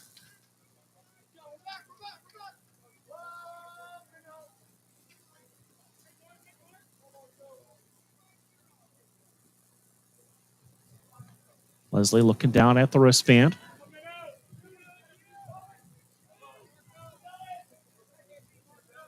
And then back in the box. 2 balls, 2 strikes, 2 runs across here in the bottom of the 4th for the Profs. Runner breaks for third. That ball hit on the ground to the shortstop. Fires over to first base in time for the out. In the inning for the Profs, they score 2 runs. They do it on 3 base hits, no errors, and 1 man left. We completed 4 full. It is Rowan 6 and Grove City 0. You'll see to the home of the Division III championships. Hey, wouldn't it be great if life came with a remote control? You could hit pause when you needed to, or hit rewind. Like that time you knocked down that wasp's nest. Uh-oh. Or that time you forgot to roll up your windows in the car wash. Fantastic. Yeah, a remote control would have come in handy then. Well, life doesn't always give you time to change the outcome, but prediabetes does. With early diagnosis and a few healthy changes like managing your weight, getting active, stopping smoking, and eating healthier, you can stop prediabetes before it leads to type 2 diabetes. It's easy to learn your risk. Take the 1-minute test today at doihaveprediabetes.org. Life doesn't come with a remote control. Yikes! So you're on your own with the wasps. You have the power to take control of prediabetes. Visit doihaveprediabetes.org today. That's doihaveprediabetes.org. Brought to you by the Ad Council and its prediabetes awareness partners.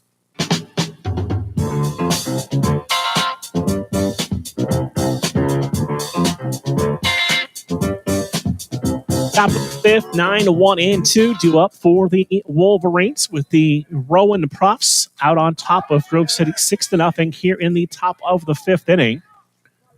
And that first pitch going to be popped up to right field by Weber, and quickly one pitch and one down here in the top of the fifth inning. And Shannon he has retired 5 straight. It's a fine line. You want to be aggressive because if you're not, you're likely going to be behind 0-1, 0-2, 1-2. But a number of first pitch outs as well. And Bevan stands in, takes a breaking ball for a called strike. He's 2 for 2 with a pair of singles. Shannon winds. That pitch is going to be popped up. Right fielder going to come in. Now the second baseman drifting back into the grass, and he will make the play for out number 2. And Serrano, as you could perhaps hear the wind in our crowd mic, wind picking up. And Serrano was out in the outfield grass, kept going, and ended up making the catch. But it was anything but routine, but 2 away. And as you said, Mark, now 6 in a row retired by Shannon. Brings up Nick Sampson, the center fielder, and takes a first pitch called strike. That fastball up high and inside. All in one.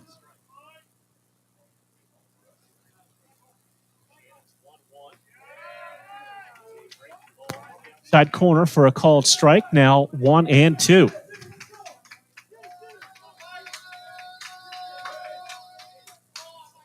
One, two, tried to check on his swing and say no swing down at first. And the count is now 2 balls and 2 strikes.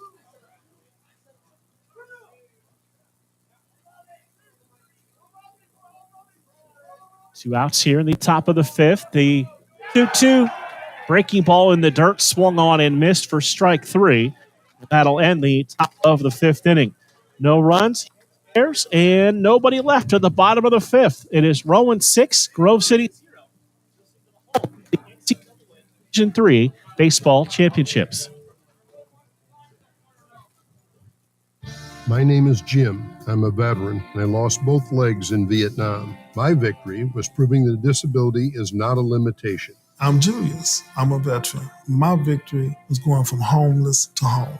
At DAV, we're on a mission, helping veterans of all generations get the benefits they've earned. I'm Cece. My victory was finishing my education. When America's veterans win, we all win. Help us support more victories for veterans. Go to DAV.org. And I made an assistant to help you prevent wildfires. Dude, I've got this. I've been camping since I was 5 years old. But I am a camping influencer. You know what? I'll bet you $5. Assistant Smokey, what is the best way to put out a campfire? To put out a campfire, drown with water, stir, drown again. Then make sure the fire is out cold by feeling with the back of your hand. Wait, really? I'll take the $5. Learn more at SmokeyBear.com. Brought to you by the U.S. Forest Service, your state forester, and the Ad Council.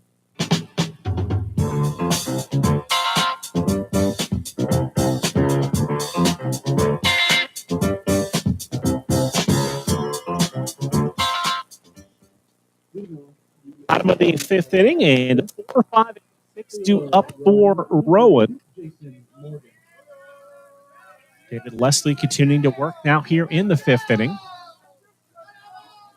Jason Morgan 0 for 2, struck out and grounded out to short on his 2 trips to the plate. Leslie's first pitch. Fastball swung through it for strike 1. It's 0-1. Morgan, Sirianni, and Davis due up to start off this bottom of the fifth inning for the Profs. Next pitch, breaking ball. Count levels at 1-1. So if you wondered and you're listening and you don't know, the Profs, their mascot is an owl.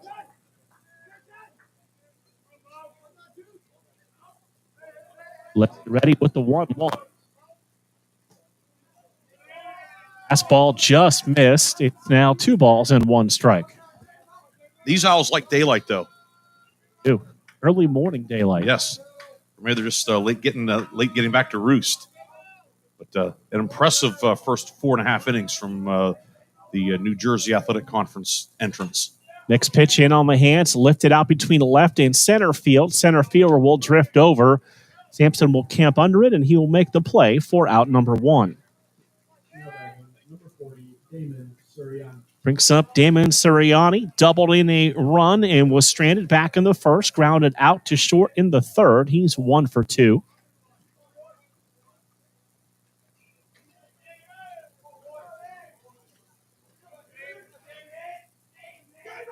So 1 down here in the bottom of the 5th. Leslie about to make his 88th pitch of the morning. That pitch is just a bit outside, off speed for ball 1. The Prof's nickname coming from, of course, the university has developed a lot of teachers or professors over the years, so that's where the Profs comes from. 1-0 up high, now 2 balls and no strikes. See, got some study time in yesterday before the broadcast. That's good. You came prepared. That's a good nugget, Mark. I'm not surprised. 2-0 the count now on Sirianni. Next pitch in on the hands, fouled back to the screen. Now 2-1. You know how the old conversation goes. You said baseball, and I said, where do I show up? That's right. When you found out that you had about a 40, 45-minute trip from the Mahoning Valley, that you were here in a flash. That pitch, Sirianni is going to be hit by. So a 1-out base runner for the Profs, and it brings up Brayton Davis. Davis, sacrifice fly RBI back in the first inning, struck out in the third.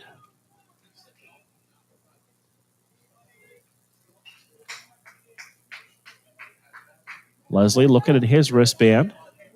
Davis steps out. He'll do the same. Just one of the many ways the game continues to evolve. Check the runner at first base. Fakes for second, and he'll head back as that pitch is swung through for a strike. It's 0-1.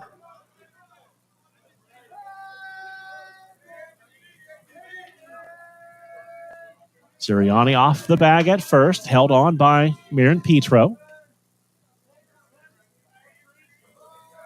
The 0-1. In on the hands and popped up. Shortstop coming in, camping under it into the infield, and he's able to hold on it, stay on his feet, and make the play for out number 2. Meredith with the nice catch on the infield grass, and now 2 down, and it brings up Eric Sabato, who walked and scored back in the 4th. One thing you're dealing with now this time of day, the sun is so high in the sky, directly over top, that any ball like that can become an adventure. You're losing the sun. Meredith fighting the sun, able to make the catch, but that's something to keep an eye on here these next few innings. First pitch off the glove of Weber and back to the screen, and runner will move up a base and asking if he got third, and the infield umpire says no, stay right there.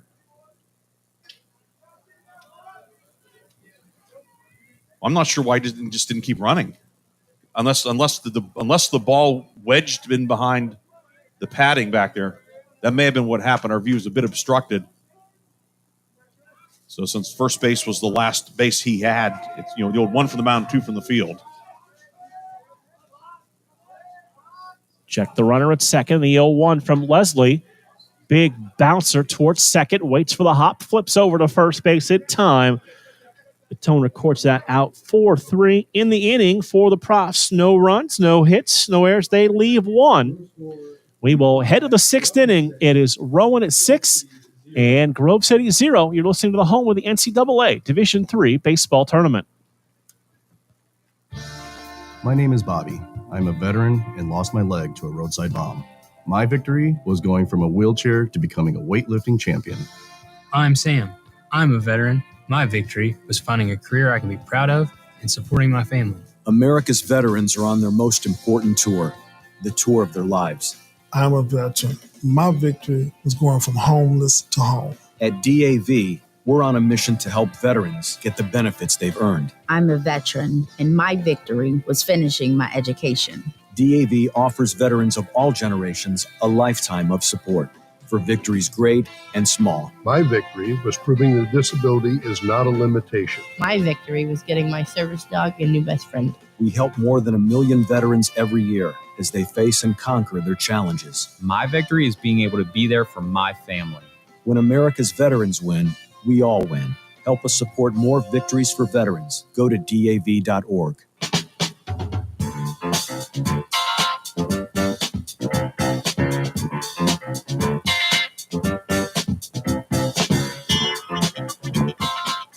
Three, 4, and 5 due up here in the top of the 6th inning for the Wolverines. It'll be Colin Marin-Petro to lead things off. Marin-Petro 0 for 2 so far this morning. He has struck out twice. Shannon back on top of the hill. Pitch number 79 for him. And that's a called strike, and it's 0-1. Shannon gets the baseball. He likes to work quickly. Looks in, has the sign. A pitch hit on the ground. That'll be up the middle into center field for a leadoff hit for Colin Marin-Petro. Get things going here in the top of the 6th inning. Nice piece of hitting by Marin-Petro. Went down and was able to just punch that one up the middle. That breaks up the run of 7 straight retired by Shannon. Grove City getting the leadoff man on for the 3rd time today. The Wolverines have had base runners, but Shannon has done a very nice job of working out of jams. Some big strikeouts and also good defense behind him. That'll bring up Josh Minnick, looking for his first official plate appearance, hit by a pitch and walked in his 2 trips to the dish this morning. Almost this afternoon. Yeah, 11:35 here in the East. A pitch down low for ball 1. If you love college baseball, this might be the best day of the year. Games starting at 9 a.m. There'll be games going on at 9, 10 p.m. tonight. I'm sure there are a lot of folks out there. As Minnick takes a strike, people, they may be listening to one game, have 2 up on their screen. So 1-1 to count on Minnick. 1-1 in on the hands, lifted back foul, now 1-2. Division I softball regionals beginning play today as well. So if you're a fan of baseball or softball, there's a lot of action this weekend. Yeah, Division III softball regionals. Rowan hosting the regionals out in back in Glassboro, New Jersey. They've had an outstanding season. The Rowan women's lacrosse team also in the round of 16. It's been a great spring for you're getting choked up about it. I am. I'm getting a little emotional. But they've had a great spring. Grove City had a fine spring as well. 11 conference titles for Grove City this season. And so two athletic programs that have had great years meeting here in the first round, or the opening round, if you will, of the baseball tournament. 1-2 lifts the pitch out towards left center field, and the center fielder calling off the left fielder. He will camp under that one and make the play. This is Sedalis for out number 1. Haven't had a chance to talk about it, but great seasons for softball and men's and women's lacrosse as well. Yeah, at Grove City, both lacrosse teams making the NCAA tournament. Grove City's softball team winning the regular season title in the President's Athletic Conference for the first time in 27 years. It was Westminster winning the PAC tournament, however, in softball. And Titans are in a regional down in Salisbury, Maryland, as Meredith takes ball 1 high. Shannon looking in for the sign. A pitch took a little off. That's a called strike. We're even up at 1 ball and 1 strike. This time of the year, it's always allergy fun time. Get a little breeze and some sunshine as the throw to first and back safely is Marin-Petro.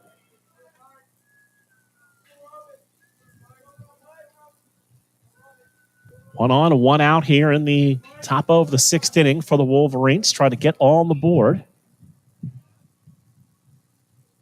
Shannon's next pitch is a fastball inside corner, a called strike, down 1-2.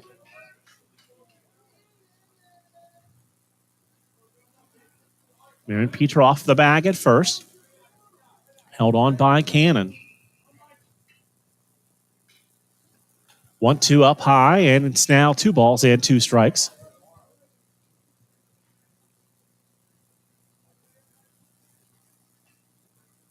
Fatone on deck for the Wolverines. Shannon ready with his 2-2 offering. Fouled back over the screen and out of play and heading towards the parking lot. Good thing we're on the other side. Yeah, we were down off Clark Street, down beyond the right field line. Just a really cool setting here. You know, in a residential area, see some houses beyond center field, right field. At the I don't know, it's the water tower or some type of almost like an agricultural storage off to the left. Next pitch just had to be a bit inside, and the count now full at 3-2. And Shannon wanted that one, and now we'll have to deal with a 3-2 count. It couldn't have missed by more than a whisker. But if you're Meredith, it missed by enough. 3-2. Lined out to right field. The center fielder will cut across the face of the right fielder, and he will make his second put out here of the 6th inning. 2 down, and it brings up Luke Fatone, who is grounded to second and popped to first in his 2 plate appearances. Fatone, Grove City's all-time leader in runs, hits, total bases, and games played. 4-year starter in the middle infield, 3-time first-team All-PAC at second base, second-team All-PAC at shortstop last year, sliding back to second base with the arrival of Sam Meredith. And first pitch from Shannon is a strike to Fatone.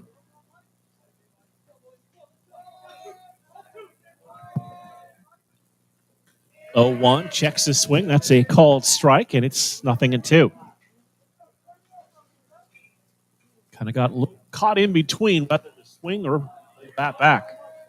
Shannon has done that to a number of guys today. 0-2. Swung on and missed for strike 3, and that'll end the inning.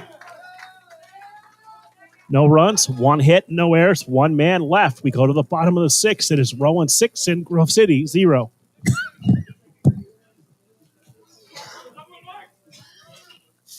Hey, is that a faucet running? Nope, that's not a faucet. That's a river rushing through the forest. It is? Yeah, forest rivers provide over 100 million people with clean water to drink. The water comes straight from the forest to us. In fact... What? I can't hear you because of the vacuum. That's not a vacuum. That's the trees in the forest cleaning up the air we breathe. How do trees clean the air? They soak up the dirty air on their leaves, branches, and trunks, which means clean air for us. Cool. I didn't know that. Yep. But the forest does more than give us clean air and water. It gives us shade for hot days, birds to listen to, and trees to climb. Wow, that's awesome. I didn't know how cool the forest could be. Hey, let's go explore some more. Visit the forest today and enjoy all it does just for you. To learn more about the forest and find one near you, go to discovertheforest.org. Brought to you by the U.S. Forest Service and the Ad Council.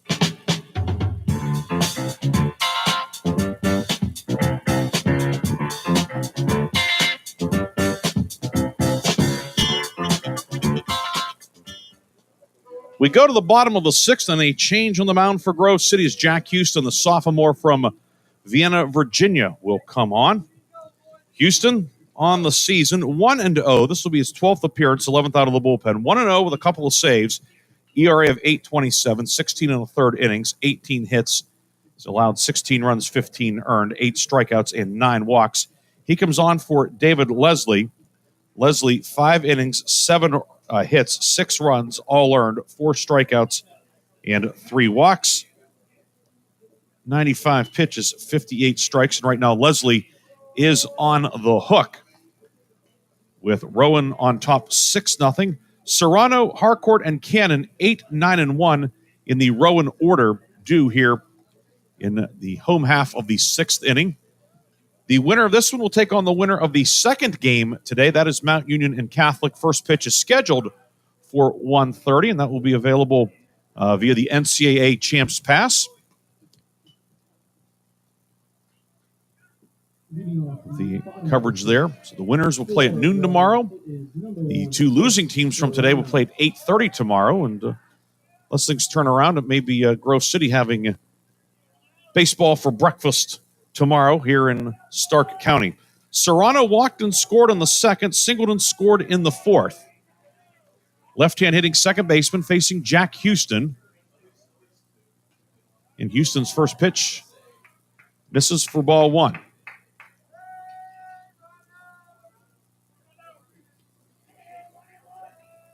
Bevan, the third baseman, even with the bag off the line. Houston's 1-0 is in for a strike, 1-1. Jack Houston was the Wolverines' opening day starter last season. Combination of factors went into it, a couple of reschedulings, and he was ready to go and made the start. It's 1-1. High now 2-1. Houston has been used primarily as a reliever here in 2025. Picked up saves against Pitt Greensburg and Franciscan. 2-1 fouled off the plate, now 2-2. His one win this year came down in Florida against Buena Vista from Iowa, who's also in the NCAA tournament. One of two wins the Wolverines have over NCAA tournament teams. Grove City also defeated Webster out of Missouri down in Florida. Houston on here in the bottom of the sixth. His 2-2 rolled foul on the third base side. Houston's only start this year was the home finale, the conference finale, May 2nd, game second against St. Vincent. Pitched 4 shutout innings, then ran into trouble in the fifth.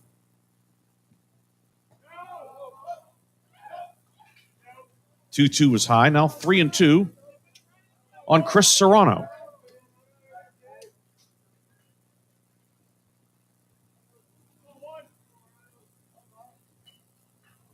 Payoff pitch from Houston. That misses low for ball 4. And Rowan gets the leadoff man on for the fourth time in 6 innings. Each of the first 3 innings that happened, Rowan put runs on the board. 3 in the first, 1 in the second, and then 2 in the fourth. That'll bring up Carson Harcourt, sacrifice bunt in the second. He flew out to right in the fourth.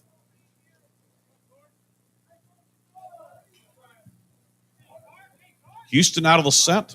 The righty deals. Harcourt shows bunt, pulls back, and takes ball 1 high. We continue to see the aggressive baseball out the prof. They get somebody on, trying to get him in motion, whether it's a sacrifice bunt or steal. Houston throws over to first, and Serrano is back safely. Serrano does have 1 steal today. Average lead over at first, held on by Marin Petro.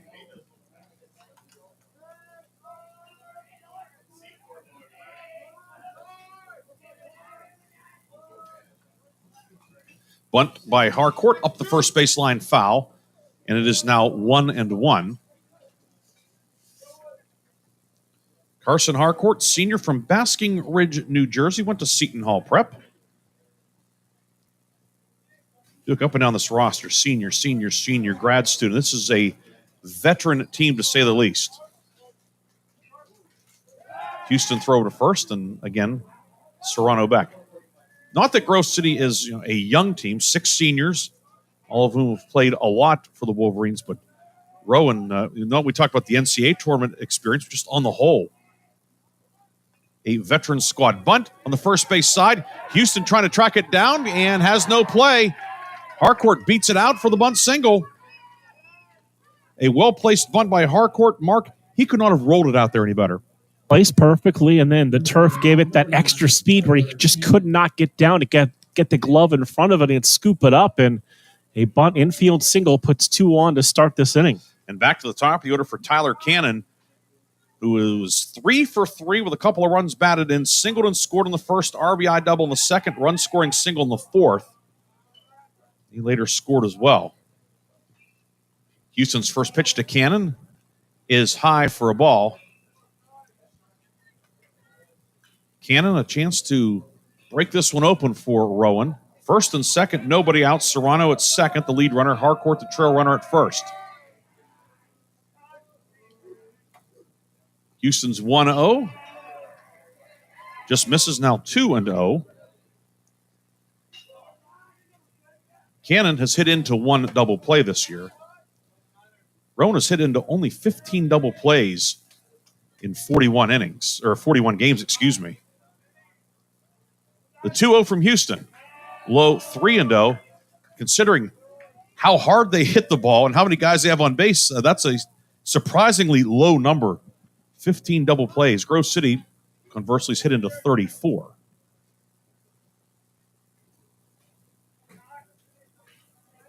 Houston's 3-0. Swinging 3-0 is Cannon and fouls it up the left field line. More activity in the Grove City bullpen. David Gallagher, the left-hander, heading down there along with Corey Vaverka, the right-hander from up the road in Twinsburg, Ohio. It makes you wonder if it's just, how aggressive they are on the base pass. They start runners and put guys in motion, which helps them stay out of double plays. 3-1 from Houston.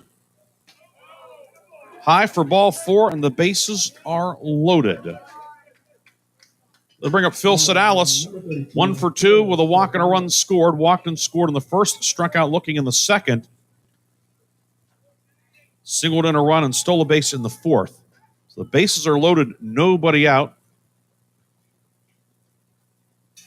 And Matt Royer is going to make his way out of the third base dugout. I don't think this would be for a change because the Grove City men have not had time to get loose. Matt Royer is not exactly in fourth gear walking out to the mound either. Wanted to buy some time for the dugout or for the bullpen. 6-0 the lead for Rowan.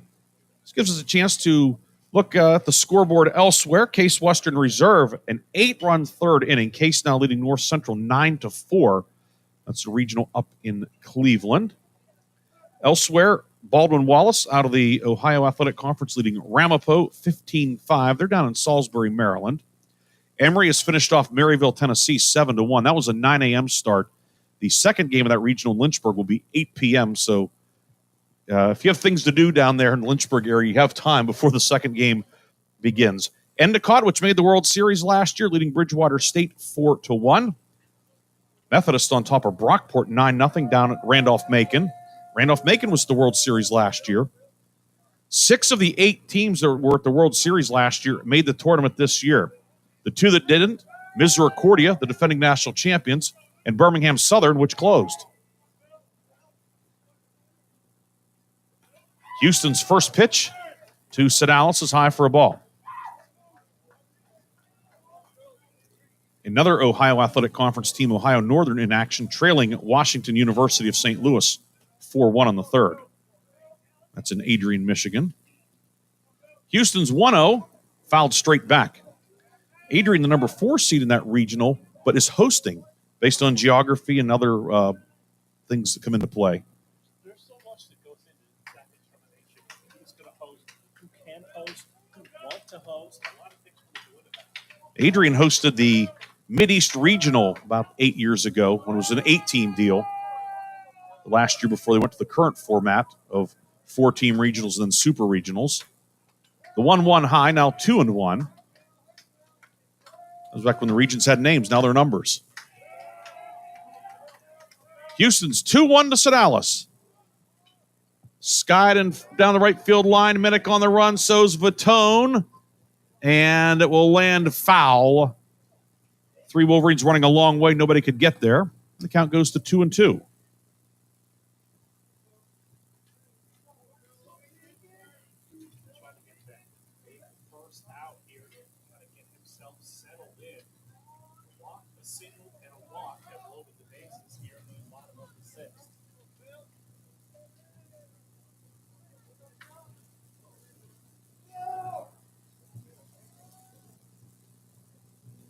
Houston checks and makes sure his fielders are ready. The infield is back. Bases loaded, nobody out. Houston set at the letters. 2-2, breaking ball misses inside, and it's now 3-2.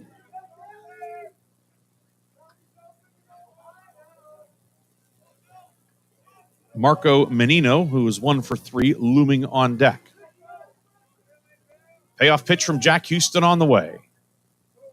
Tall righty deals. This one's lined to right. It's a base hit. Minnick up with it quickly. The runners will go station to station. And it is 7-0 Rowan. An RBI single for Sedalis. He's 2 for 3. Serrano comes home to score. And Rowan adds to the lead. It is 7-0. So again, Rowan getting the leadoff man on and leads the runs.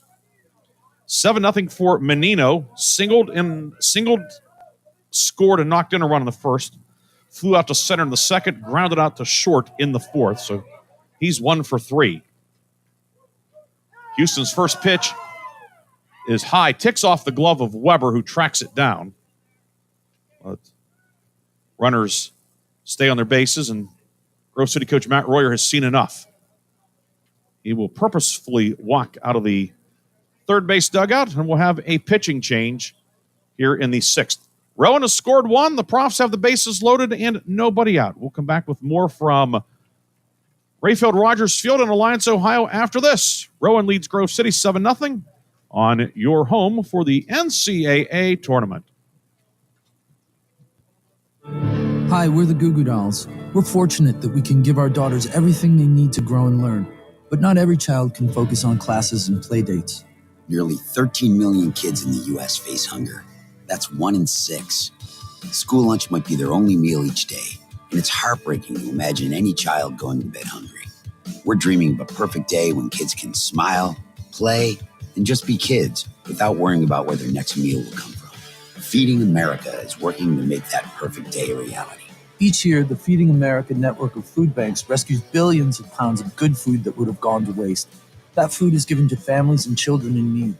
Being a kid should be about doing things that make an ordinary day extraordinary. Learning to play an instrument, building a sandcastle, hosting tea parties. Hunger should never be an obstacle to growing up. You can help end childhood hunger in your community by visiting feedingamerica.org. Brought to you by Feeding America and the Ad Council. Hi, I'm Smokey Bear, and I made an assistant to help you out, because only you can prevent wildfires. Hey, Assistant Smokey Bear. Call me Papa Bear, because I'm grilling up dinner. Do you get it? Yes, good job. So, what should I do with all these coals? Don't just toss them out. Put them in a metal container because those embers can start a wildfire. I understand. The stakes are high. Ha, ha, ha, ha. Learn more at SmokeyBear.com. Brought to you by the U.S. Forest Service, your state forester, and the Ad Council. The possibility of lung cancer can be pretty scary, especially if you're one of approximately 8 million current or former smokers at high risk. That's why SaveByTheScan.org wants you to know that now there's a breakthrough low-dose CT scan that can detect lung cancer early, and it only takes 60 seconds. You stop smoking, now start screening. For an easy quiz to see if you're eligible, visit SaveByTheScan.org. It could save your life. SaveByTheScan.org is brought to you by the American Lung Association's Lung Force Initiative and the Ad Council.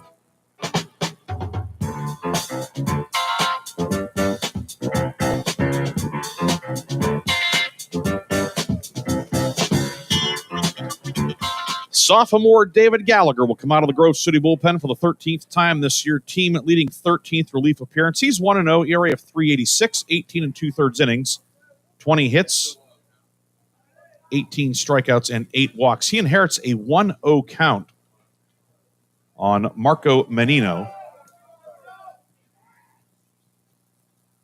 Gallagher's first pitch is a strike. That'll even the count 1-1. Gallagher closed out Grove City's 8-1 win last Saturday over Westminster in the if necessary game at the PAC tournament. Working with his high school classmate and battery mate Adam Weber behind the plate.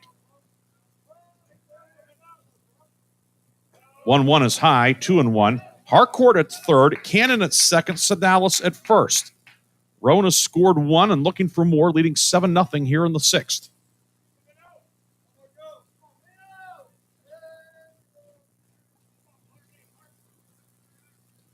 Gallagher set at the letters. The lefty deals. 2-1. Bounce left side. Meredith with it. Shovels it to second. Vitone's relay is in time. A 6-4-3 double play. Menino with the head-first dive into first. He's out either way. Harcourt scores on the play. Cannon goes to third, but now 2 down for Jason Morgan. Morgan looking to get on the hit parade. He's the only Rowan player not to have gotten on base today. 0 for 3, struck out on the first, grounded out to short in the third, and flew out to center in the 5th. And the first pitch is high for a ball. Exactly what you were looking for there from Gallagher. Comes in, gets the rollover double play for 2 outs, gives up the run, take it for 2 outs. Gallagher's 1-0. Misses a bit high, now 2-0.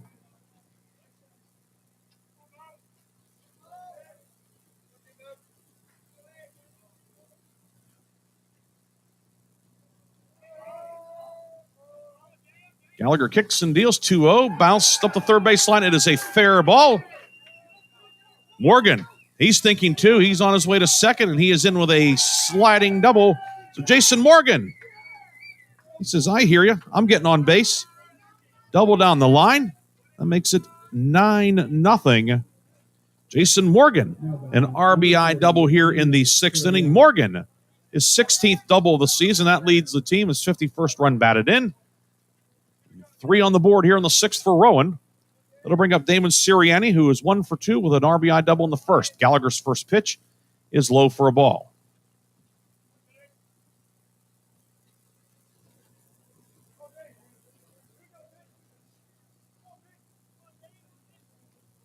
Gallagher checks the runner out at second, Morgan. And the off-speed pitch misses low, 2-0.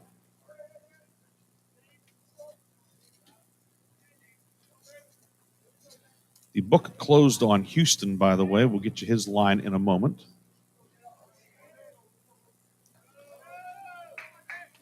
That one high. Now 3-0 on DH Damon Sirianni.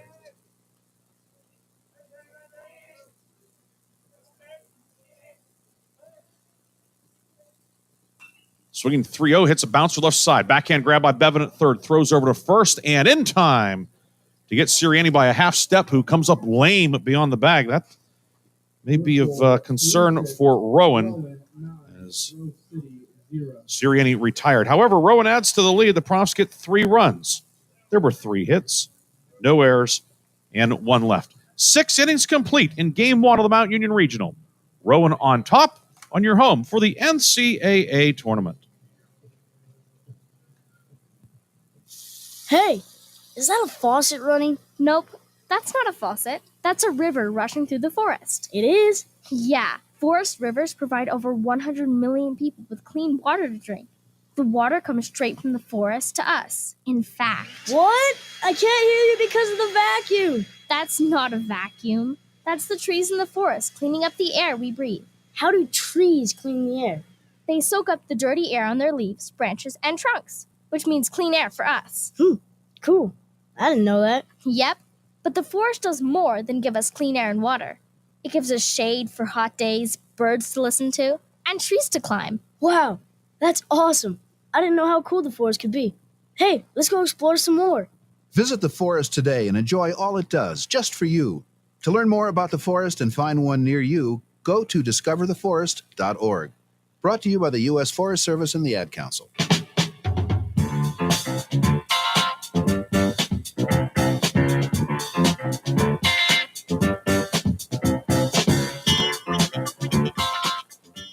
Callan Durbin leading off for Grove City against Rowan right-hander Mike Shannon, and the big righty's first pitch to Durbin is high for a ball. Durbin 0 for 2 today, grounded out to second in the second, lined out to left in the fourth.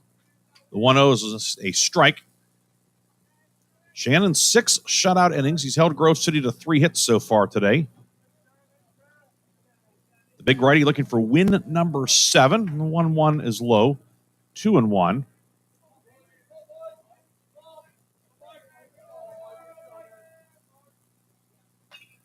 Durbin lines this one fouled on the right field line. 2-2 on the left-hand hitting DH Durbin, to be followed by Andrew Seast and Adam Weber.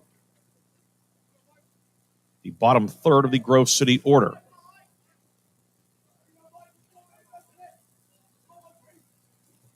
Two. It nicked the bat, held on to by the catcher Harcourt for strike 3. So a foul tip. That was the strikeout recorded. 8th strikeout for Shannon.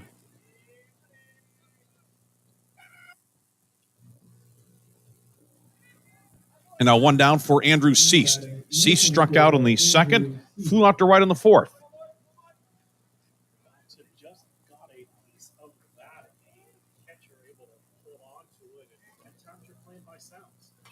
Seast bounces one on the left side.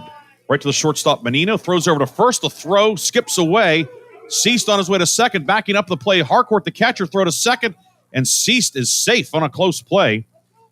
Seast will reach on the 2-base error by Benino, a rare defensive gaff by Rowan. So runner in scoring position for Grove City. And I'll bring up Adam Weber. We're going to have a pinch runner out at second. It's going to be Braden Coyle to pinch run for Ceased. And Coyle will stay in and play left in all likelihood. So Coyle will run. He's a freshman out of Pittsburgh and Upper St. Clair High School. Been a part-time starter in left this year. And left field's been kind of a merry-go-round for the Wolverines this year. Between Coyle, Ceased, Dan Luco. They've all seen some time out there. Caleb Nutter, a handful of starts as well. Weber 0 for 1 hit by a pitch in the third, and Weber takes a strike at the knees. Weber hit by a pitch in the third, flew out to right in the fifth. Grove City left 2-1 on the first and left them loaded in the third. Shannon did a good job of getting out of trouble, and he's been cruising ever since. 0-1 in for a strike, 0-2.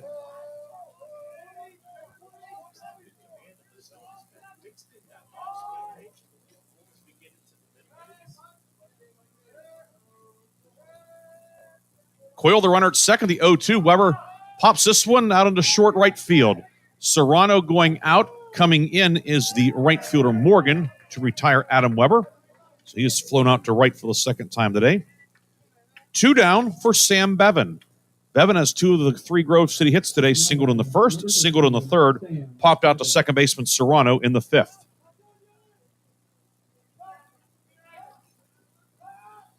More activity in the Grove City bullpen. Michael Ehrman, the sophomore from Grove City, getting hot, and we may see him in the 7th.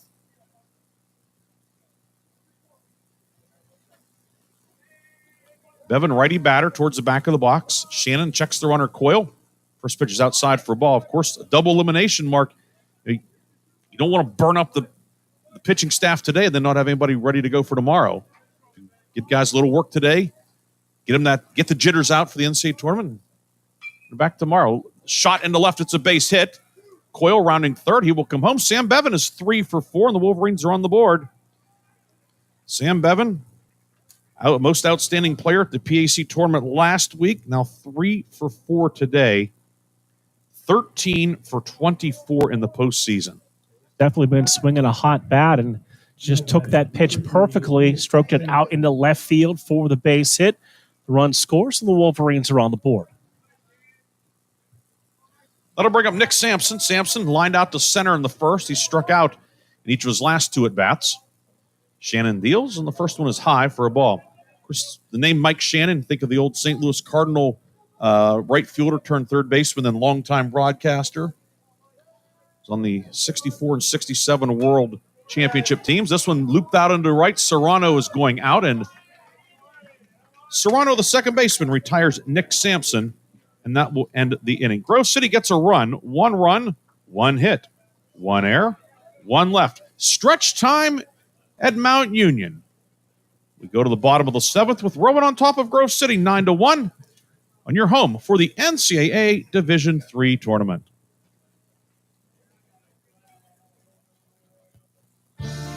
My name is Bobby. I'm a veteran and lost my leg to a roadside bomb. My victory was going from a wheelchair to becoming a weightlifting champion. I'm Sam.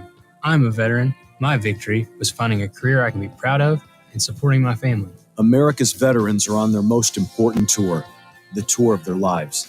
I'm a veteran. My victory was going from homeless to home. At DAV, we're on a mission to help veterans get the benefits they've earned. I'm a veteran, and my victory was finishing my education. DAV offers veterans of all generations a lifetime of support for victories great and small. My victory was proving that disability is not a limitation. My victory was getting my service dog a new best friend. We help more than 1 million veterans every year as they face and conquer their challenges. My victory is being able to be there for my family.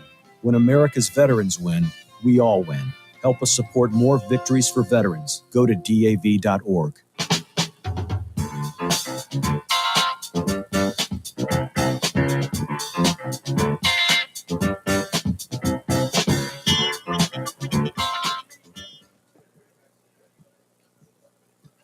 David Gallagher back on the hill for Grove City to start the bottom of the 7th inning.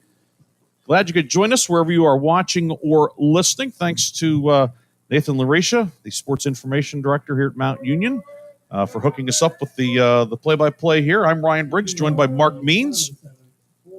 Game 1 of 2 today. They'll play 3 here tomorrow, then 1, maybe 2 on Sunday in this 4-team double elimination tournament. And right now, Rowan looking pretty good to be playing in the noon game tomorrow on top of Grove City 9-1. In the bottom of the 7th, 6, 7, and 8, Davis, Sabato, and Serrano for Rowan. And David Gallagher's first pitch is a ball. Davis 0 for 2 with a sacrifice fly in the first.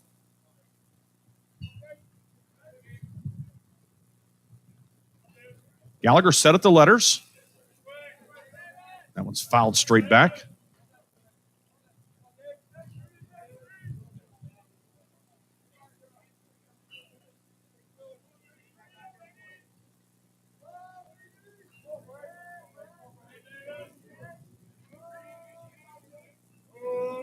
One from Gallagher. It's high, 2-1. Braden Coyle, who pinch ran on the top of the 7th for Grove City, remains in the game as we surmised. He's in left field. Davis, right-hand hitting third baseman. Sophomore out of Chatsworth, New Jersey. That's a rarity in this lineup, an underclassman. 2-1 fouled out of play. No, 2-2. Now, you mentioned the extended foul territory around this field, but there's also extended netting, not only for the fans, but you don't want to hit a ball into somebody's backyard. Somebody could get perturbed at that. 2-2, swing and a miss. David Gallagher records his first strikeout. Davis down on strikes for the second time today. One down for Eric Sabato, who was 0 for 2 with a walk. Struck out in the first, walked in the 4th, grounded out to second in the 5th.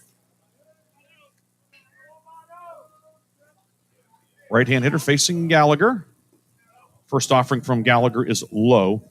For Jack Houston, the Grove City reliever, his line, he gave up 2 hits, 3 runs, a couple of walks, no strikeouts, did not record an out. Gallagher came on last inning, and he's gone 1 1/3.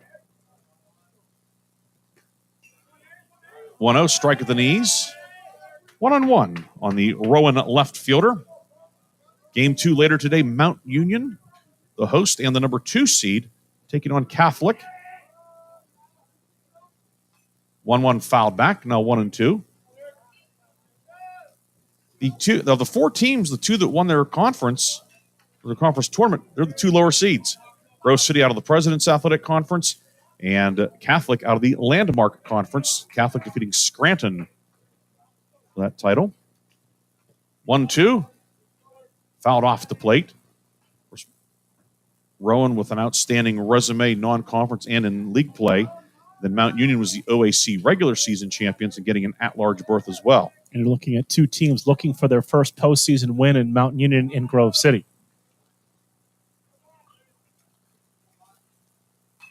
1-2 popped out of the short center field. Vitone, the second baseman, going out. He will make the overhead ground for out number 2. 2 down for Chris Serrano, who's been on base all 3 times today for Rowan. Walked and scored in the 2nd. Singled and scored in the 4th. Walked and scored last inning. Rowan, 9 runs, 10 hits, 1 error. Grove City, 1 run, 4 hits, and no errors. Rowan has stranded 5. Grove City has left on 7 men today.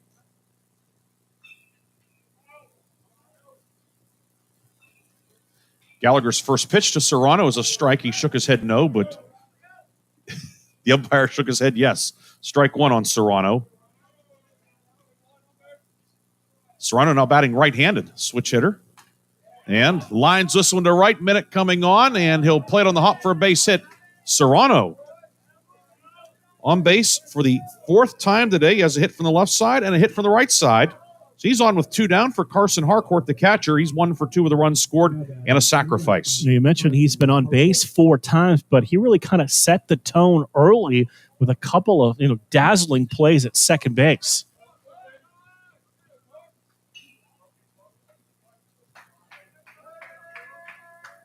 Gallagher's first pitch to Harcourt is a strike.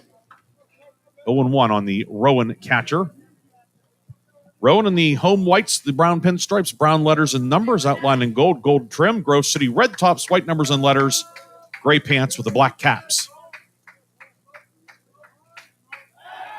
Gallagher throws over to first, and back is Serrano, who had an average lead, held on by Marin Petro. That's that borderline move where you just might be leaning a little too far forward, then he snapped to first. 0-1 fouled off by Harcourt, now 0-2. Gallagher, the lefty, of course, those lefties love to ride that 45-degree line between throwing first and going home. Gallagher does not have a pickoff this year. Throws over to first, and Serrano back.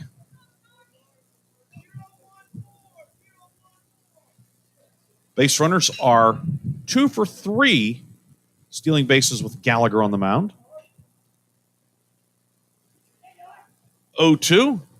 Breaking ball outside. Backhand grab made by Adam Weber.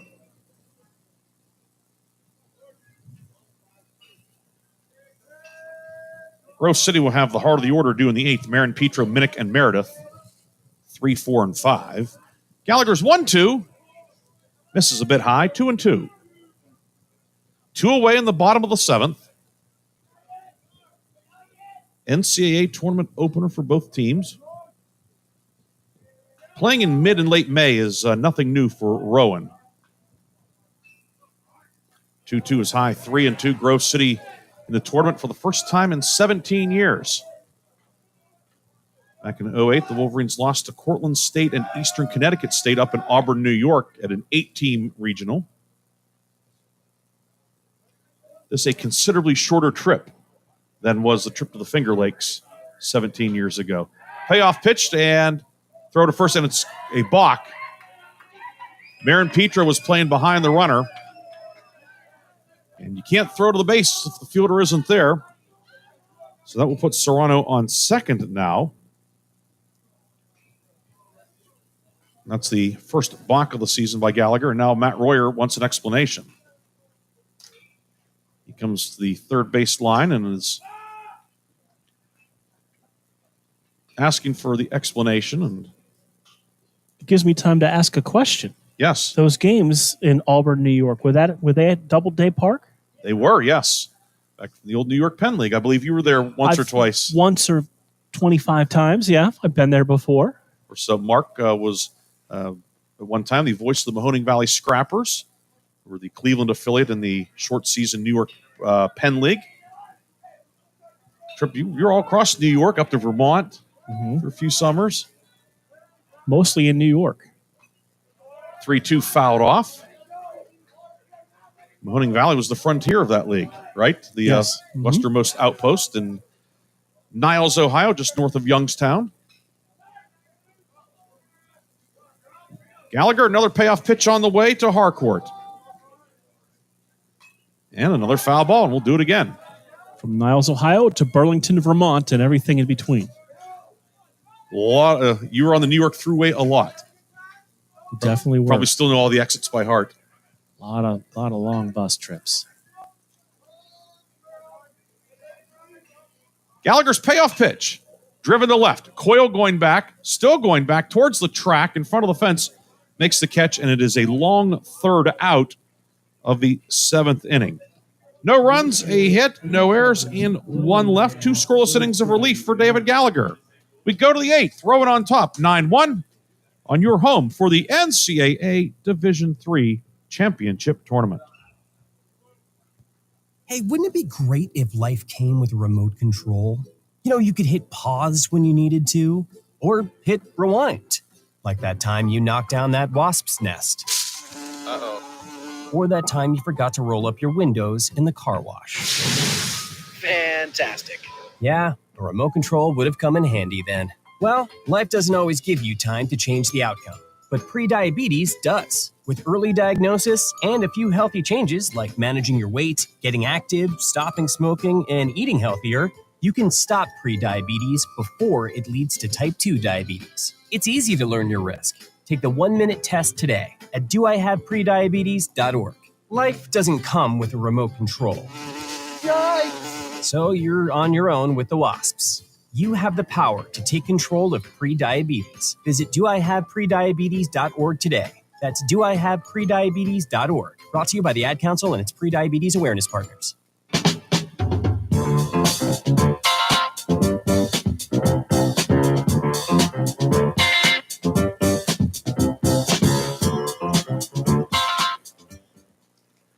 On to the 8th inning, Marin Petro, Minnick, Meredith for Grove City, and Mike Shannon, the big righty, back up on the hill. 111 pitches, Mark. Yep, still going here. He looks as fresh on number through 111 as he did on pitch 11. And the first pitch to Marin Petro is skied to left center field. Towards the 390 center in the gap is Sedalis, and he'll make the catch for out number 1, and Marin Petro is now 1 for 4. One down for Josh Minnick, hit by a pitch in the first. Walked in the third, flew out to center in the sixth. So officially, Minnick 0 for 1.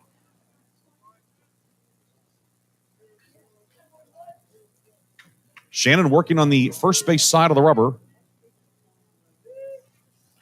First pitch to Minnick is a strike.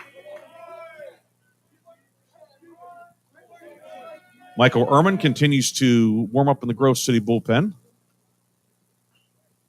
On the left field line, Rowan on the first base side. That's the home side here. And Minnick hit by a pitch for the second time today. A breaking ball that didn't break. Minnick reaching for the third time today. So a man on with one down for Sam Meredith. Meredith 0 for 3. Struck out on the first, flew out to right on the third, and flew out to center in the sixth. We were on the first base side here at Rayfeld Rogers Field. So our view of the Rowan bullpen, if there's any activity, is obscured.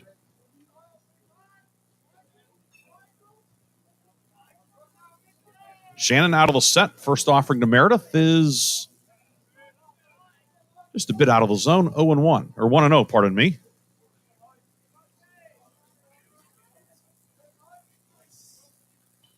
Modest lead for Minnick at first. The 1-0 from Shannon outside now 2-0. And the Rowan bullpen is quiet. Obviously for head coach Mike Dixon, if he can get his guy through this one, he'll have a full cabinet of arms for tomorrow for one or potentially 2 games. 2 O's in there for a strike, 2-1, and likely all NJAC pitcher Zach Coluccio. You have to think he would be in line to get a start tomorrow at 7-1. And Meredith will punch one through the left side for a base hit. 5th hit of the afternoon for the Wolverines, and Grove City has 2 on with 1 down here in the 8th. That'll bring up Luke Vitone, 0 for 3 today. Shannon does have 2 complete games this year, 2 of the 3 for Rowan this year. Looking for win number 7, and he's in good shape for that, but still a little work yet to do. Grove City trying to chip away here, but Wolverines need base runners. They have 2 currently. First pitch to Vitone. Nubbed foul at the plate. It's 0-1.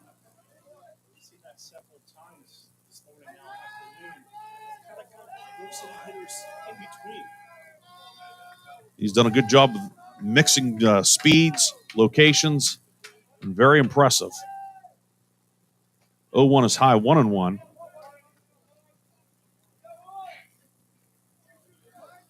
I'm just looking big, tree trunk legs out there. So he generates a lot of strength out of that lower half. 1-1 fouled back. It's now 1-2. Minnick hit by a pitch. He's the lead runner at second. Meredith, who singled through the left side, is at first. 1 down top of the 8th. Rowan on top 9-1. It's opening game of the Mount Union Regional. 1-2. Loop down the right field line, and it's going to land foul. Cannon was in hot pursuit but couldn't get there, and Vitone stays alive.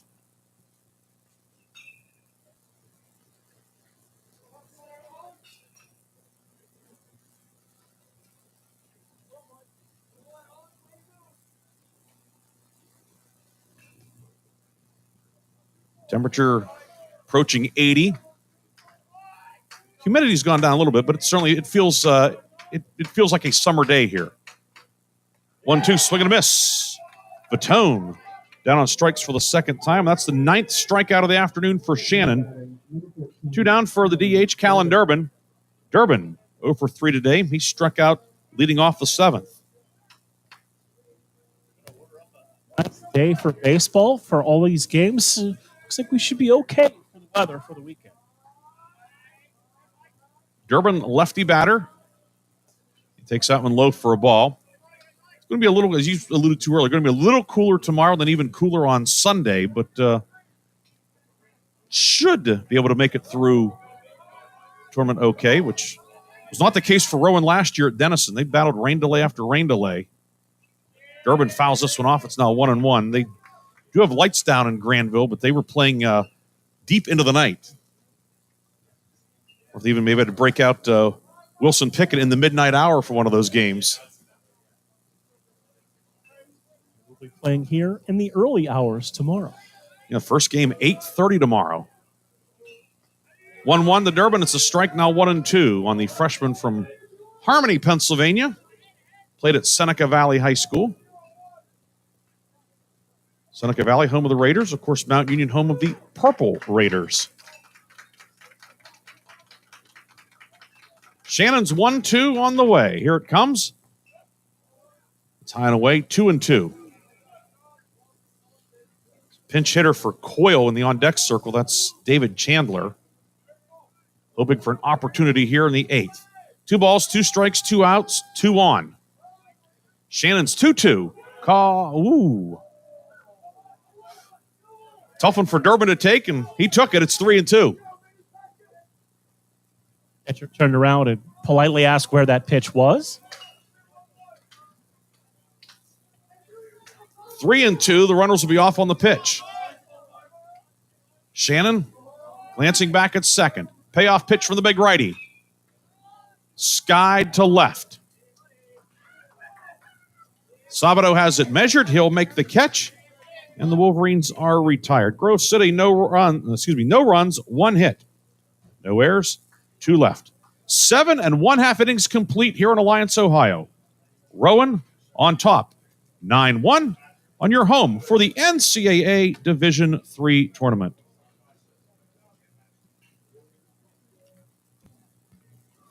My name is Jim. I'm a veteran, and I lost both legs in Vietnam. My victory was proving that disability is not a limitation. I'm Julius. I'm a veteran. My victory was going from homeless to home.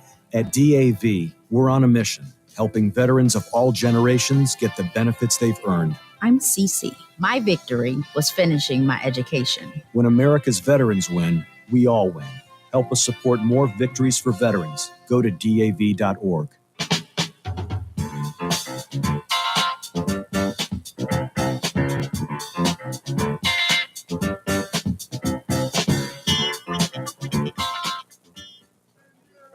Fourth pitcher of the afternoon for Grove City. It's going to be Michael Arman, the sophomore from Grove City. Arman will make appearance number 13. He's 2-1, ERA of 6 1/4. 23 innings, 20 hits allowed, 15 strikeouts, and 15 walks. Opponents hitting .233 against him. One start this year was against Hiram. Non-conference game back in April. And he pitched into the 7th. Here he'll look to retire Rowan in the 8th. And he'll face the top of the order, Tyler Cannon, Phil Sedalis, and Marco Menino. And the winner will play the winner of Mount Union and Catholic at noon tomorrow. Losing team, right now it's looking like Grove City is going to be on the short end. We'll play at 8:30 tomorrow, which will be obviously a fairly quick turnaround. Hiram will be a conference game next season, correct? For Grove City, yes. So Hiram will be going from the North Coast Athletic Conference to the President's Athletic Conference. Hiram was in the PAC from 71 to 89 and then was in the OAC for a while where they were conference foes with Mount Union. And then Hiram now will be rejoining in all sports as of July 1. Hiram competed in the PAC in men's volleyball and wrestling this past winter. As Hiram's current conference, the NCAC, not sponsor a wrestling championship. So Hiram will make it an even dozen in PAC baseball starting next year. Tyler Cannon, he's been on base 4 times. 3 hits, 2 singles, and a double. He's scored 3 runs and knocked in 2. And Ehrman's first pitch is a strike to Cannon. Cannon to be followed by Sedalis and Menino. Ehrman, the righty, deals. That one just misses. 1-1.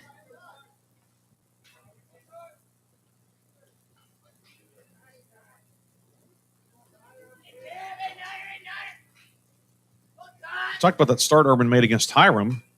This one's fouled off. Struck out 5 that day. Last appearance was the conference tournament opener. He pitched the 9th inning in a 10-3 win over St. Vincent. He's ahead of Cannon 1-2. Pitch on the way is bounced on the right side. Luke Patone gobbles it up, throws over to first in time, and for the first time today, Tyler Cannon does not reach. 1 down for Phil Sedalis. Going to watch a lot of those games, courtesy of our friends at the PAC Sports Network. Yes, Randy Gore, Bobby Orquist, Randy's outstanding crew there with the PAC Sports Network. Sedalis 2 for 3 with a walk and a run scored. Ehrman's first pitch is a strike at the knees. Ehrman, also an infielder. He's a part-time starter at second base last year. He's played a little bit of third base as well. 0-1 misses a bit high. And if something were to happen to somebody in the middle infield, perhaps Ehrman would be pressed into duty there, depending on how the Wolverines would deploy people. 1-1 bounce left side. Meredith, the Wolverine shortstop with it, throws over to first in time for out number 2. Sedalis now 2 for 4. Brings up Marco Menino. Menino singled in the first, knocked in a run, and also scored. 1 for 4 officially. Hit into a 6-4-3 double play with the bases loaded in the 6th. Menino facing the right-hander Ehrman. David Gallagher, who induced that double play, by the way, went 2 innings, gave up 2 hits, no runs, and struck out a man for Grove City. Ehrman's first pitch popped up on the first base side, and that's going to land behind us. It's 0-1. 8, 9, and 1 will be due for Grove City in the top of the 9th. Coyle, Weber, Bevan due. We may see a pinch hitter or 2. David Chandler was on deck to hit for Coyle last half inning. 0-1. Misses low. 1-1.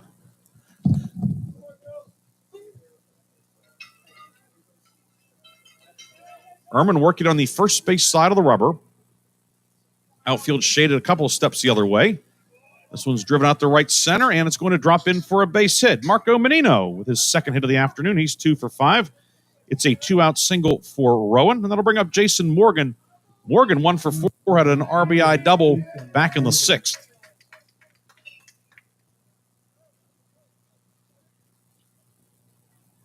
Morgan, the cleanup man in the Rowan order. The Menino single, the 12th hit of the game for the Profs. Ehrman out of the set. First pitch is low for a ball, 1-0.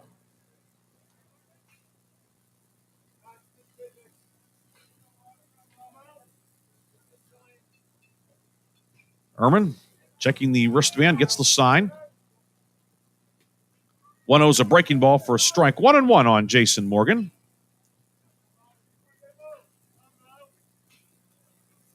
Morgan, the senior out of Logan Township, New Jersey.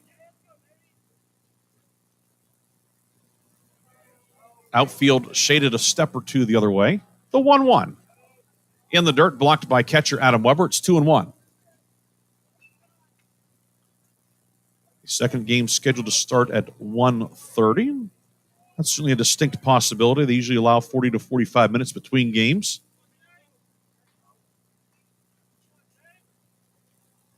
Ehrman's 2-1, low, 3-1. Although here with the all-turf field, they don't have to worry about re-chalking lines, things of that sort. But teams will get infield, outfield, etc. They do the player introductions. They introduce the full active rosters for these opening games. Ages. 3-1 is low. And ball 4. So 2-1 after 2 outs for Rowan. That'll bring up Damon Sirianni, who Good to see him out there after his last at bat trying to beat out a ground ball. Came up a little bit tender after the first base bag, but he will bat with 2 on and 2 out. He doubled in a run in the first, grounded out to short in the third, hit by a pitch and stole a base in the fifth, grounded out to third, as we alluded to. So he's officially 1 for 3. Menino at second, Morgan at first with 2 down.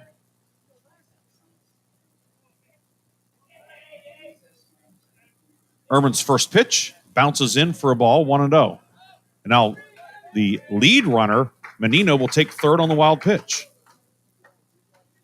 Morgan did not advance, so the force remains in play out at second. Weber did a nice job to keep the ball in front of him, but it was so off the plate that he was able to take the extra base.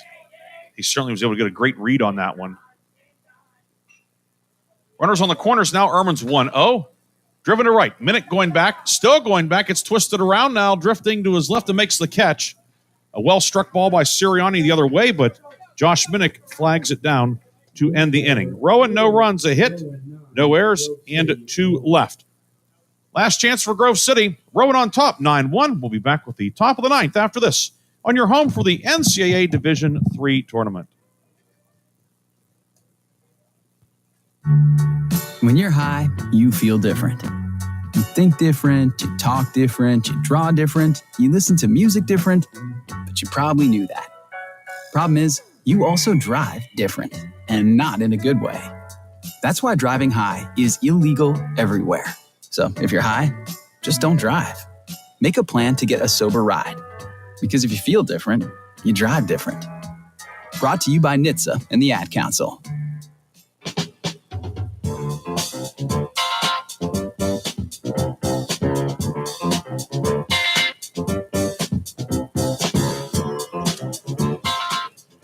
Pitching change for Rowan as Christian Rice will come on for the team-leading 16th time of the season. Mark, you have the numbers for Rice.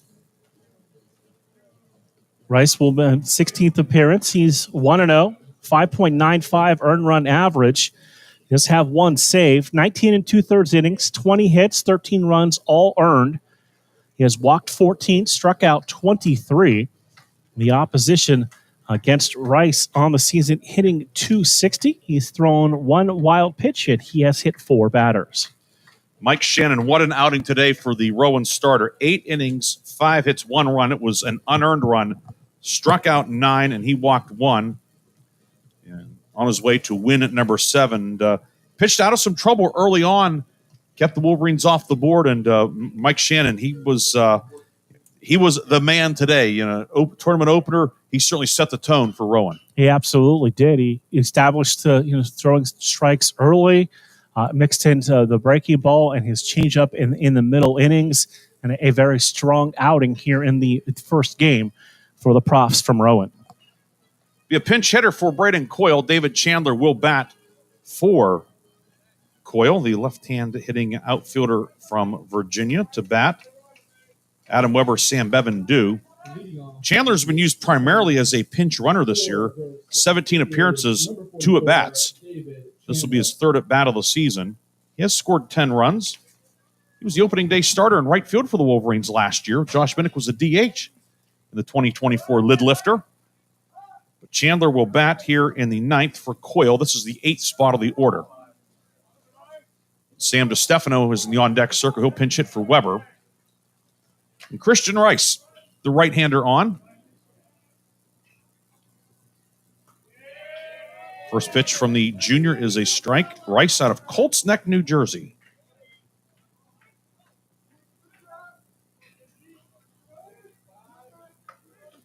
You mentioned those strikeout numbers. He's not a guy you want to dig in against. 0-1 in for strike 0-2. Well over a strikeout per inning, but also 14 walks and 19 2/3. But he is ahead of Chandler, 0-2. Chandler, lefty batter, towards the back of the box. Inside chalk line. 0-2, swing and a miss. Chandler down on strikes. 1 down, it will be a pinch hitter, Sam DeStefano. The Wolverines' other catcher will pinch hit for Weber in the 9 spot. DeStefano hitting .290 this year. He's knocked in 13 runs. 2-year team captain. He bats for Weber, who went 0 for 2 and was hit by a pitch. Rice's first pitch, this one's bounced on the right side. Serrano near the bag, throws over to first, and a nice pick made by Cannon at first. DeStefano retired, and Grove City now down to its last out. Back to the top, you order for Sam Bevan, who's 3 for 4 with a run batted in. Bevan singled in the first, singled in the third, popped out to second in the fifth, and singled in a run in the seventh.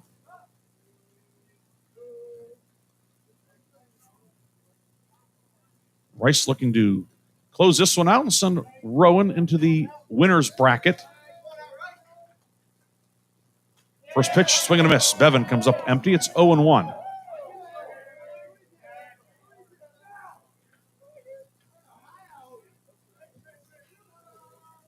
Over on the third base side, Catholic starting to get its stuff together. Catholic will be the visiting team in the second game.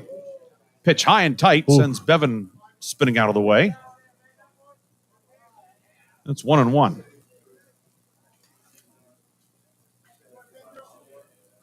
Rice has also hit 4 guys this year. So again, obviously a very live arm out there. Effectively wild. Yes.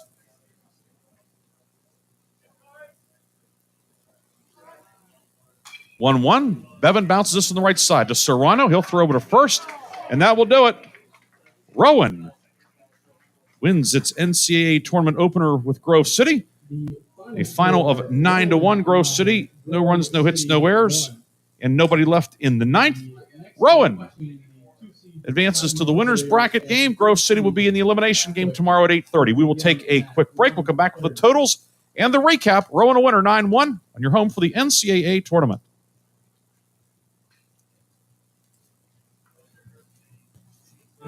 Hi, we're the Goo Goo Dolls. We're fortunate that we can give our daughters everything they need to grow and learn. But not every child can focus on classes and play dates. Nearly 13 million kids in the U.S. face hunger. That's 1 in 6. School lunch might be their only meal each day, and it's heartbreaking to imagine any child going to bed hungry. We're dreaming of a perfect day when kids can smile, play, and just be kids without worrying about where their next meal will come from. Feeding America is working to make that perfect day a reality. Each year, the Feeding America network of food banks rescues billions of pounds of good food that would have gone to waste. That food is given to families and children in need. Being a kid should be about doing things that make an ordinary day extraordinary. Learning to play an instrument, building a sandcastle, hosting tea parties. Hunger should never be an obstacle to growing up.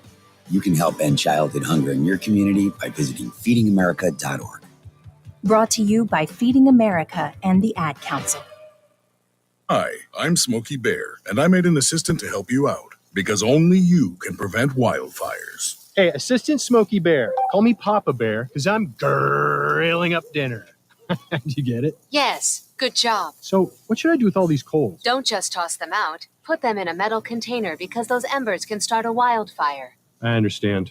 The stakes are high. Ha, ha, ha, ha. Learn more at SmokeyBear.com. Brought to you by the U.S. Forest Service, your state forester, and the Ad Council. The possibility of lung cancer can be pretty scary, especially if you're one of approximately 8 million current or former smokers at high risk. That's why SaveByTheScan.org wants you to know that now there's a breakthrough low-dose CT scan that can detect lung cancer early, and it only takes 60 seconds. You stop smoking, now start screening. For an easy quiz to see if you're eligible, visit SaveByTheScan.org. It could save your life. SaveByTheScan.org is brought to you by the American Lung Association's Lung Force Initiative and the Ad Council.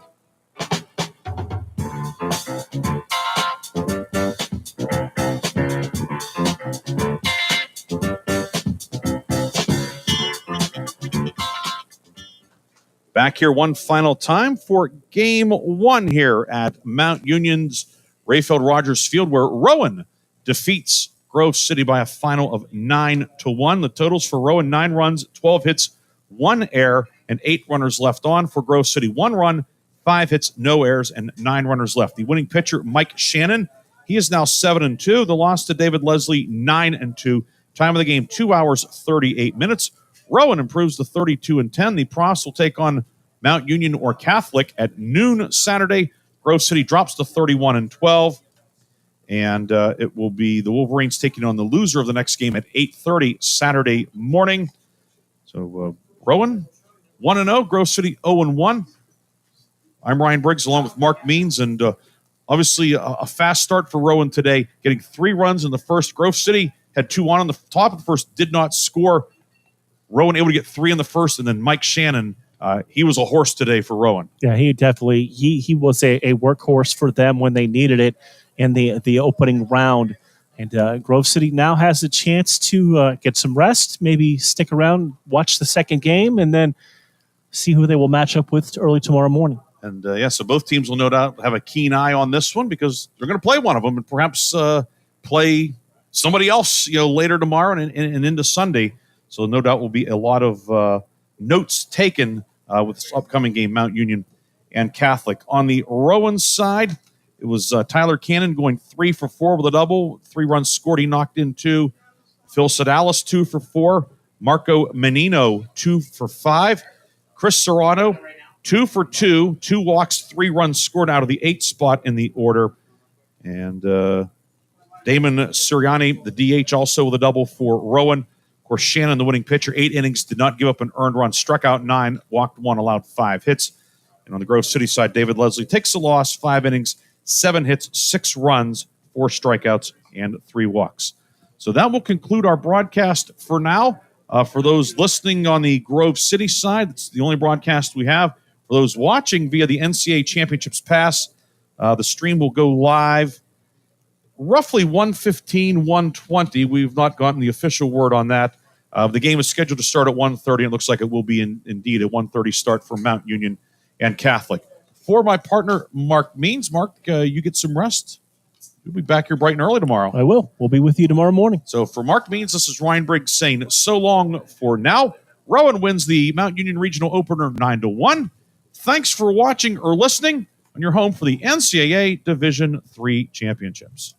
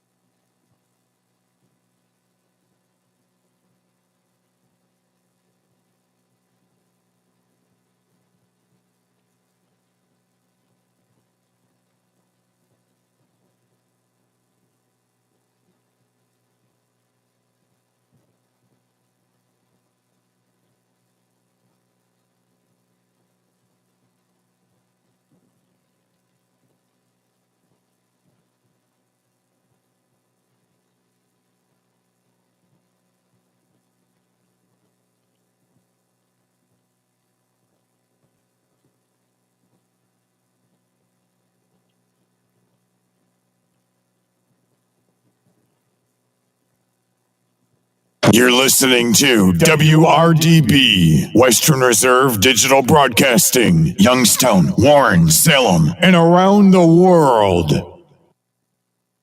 It was about, I think, 1. It was incredible. It is not 3 anymore, and I'm sure that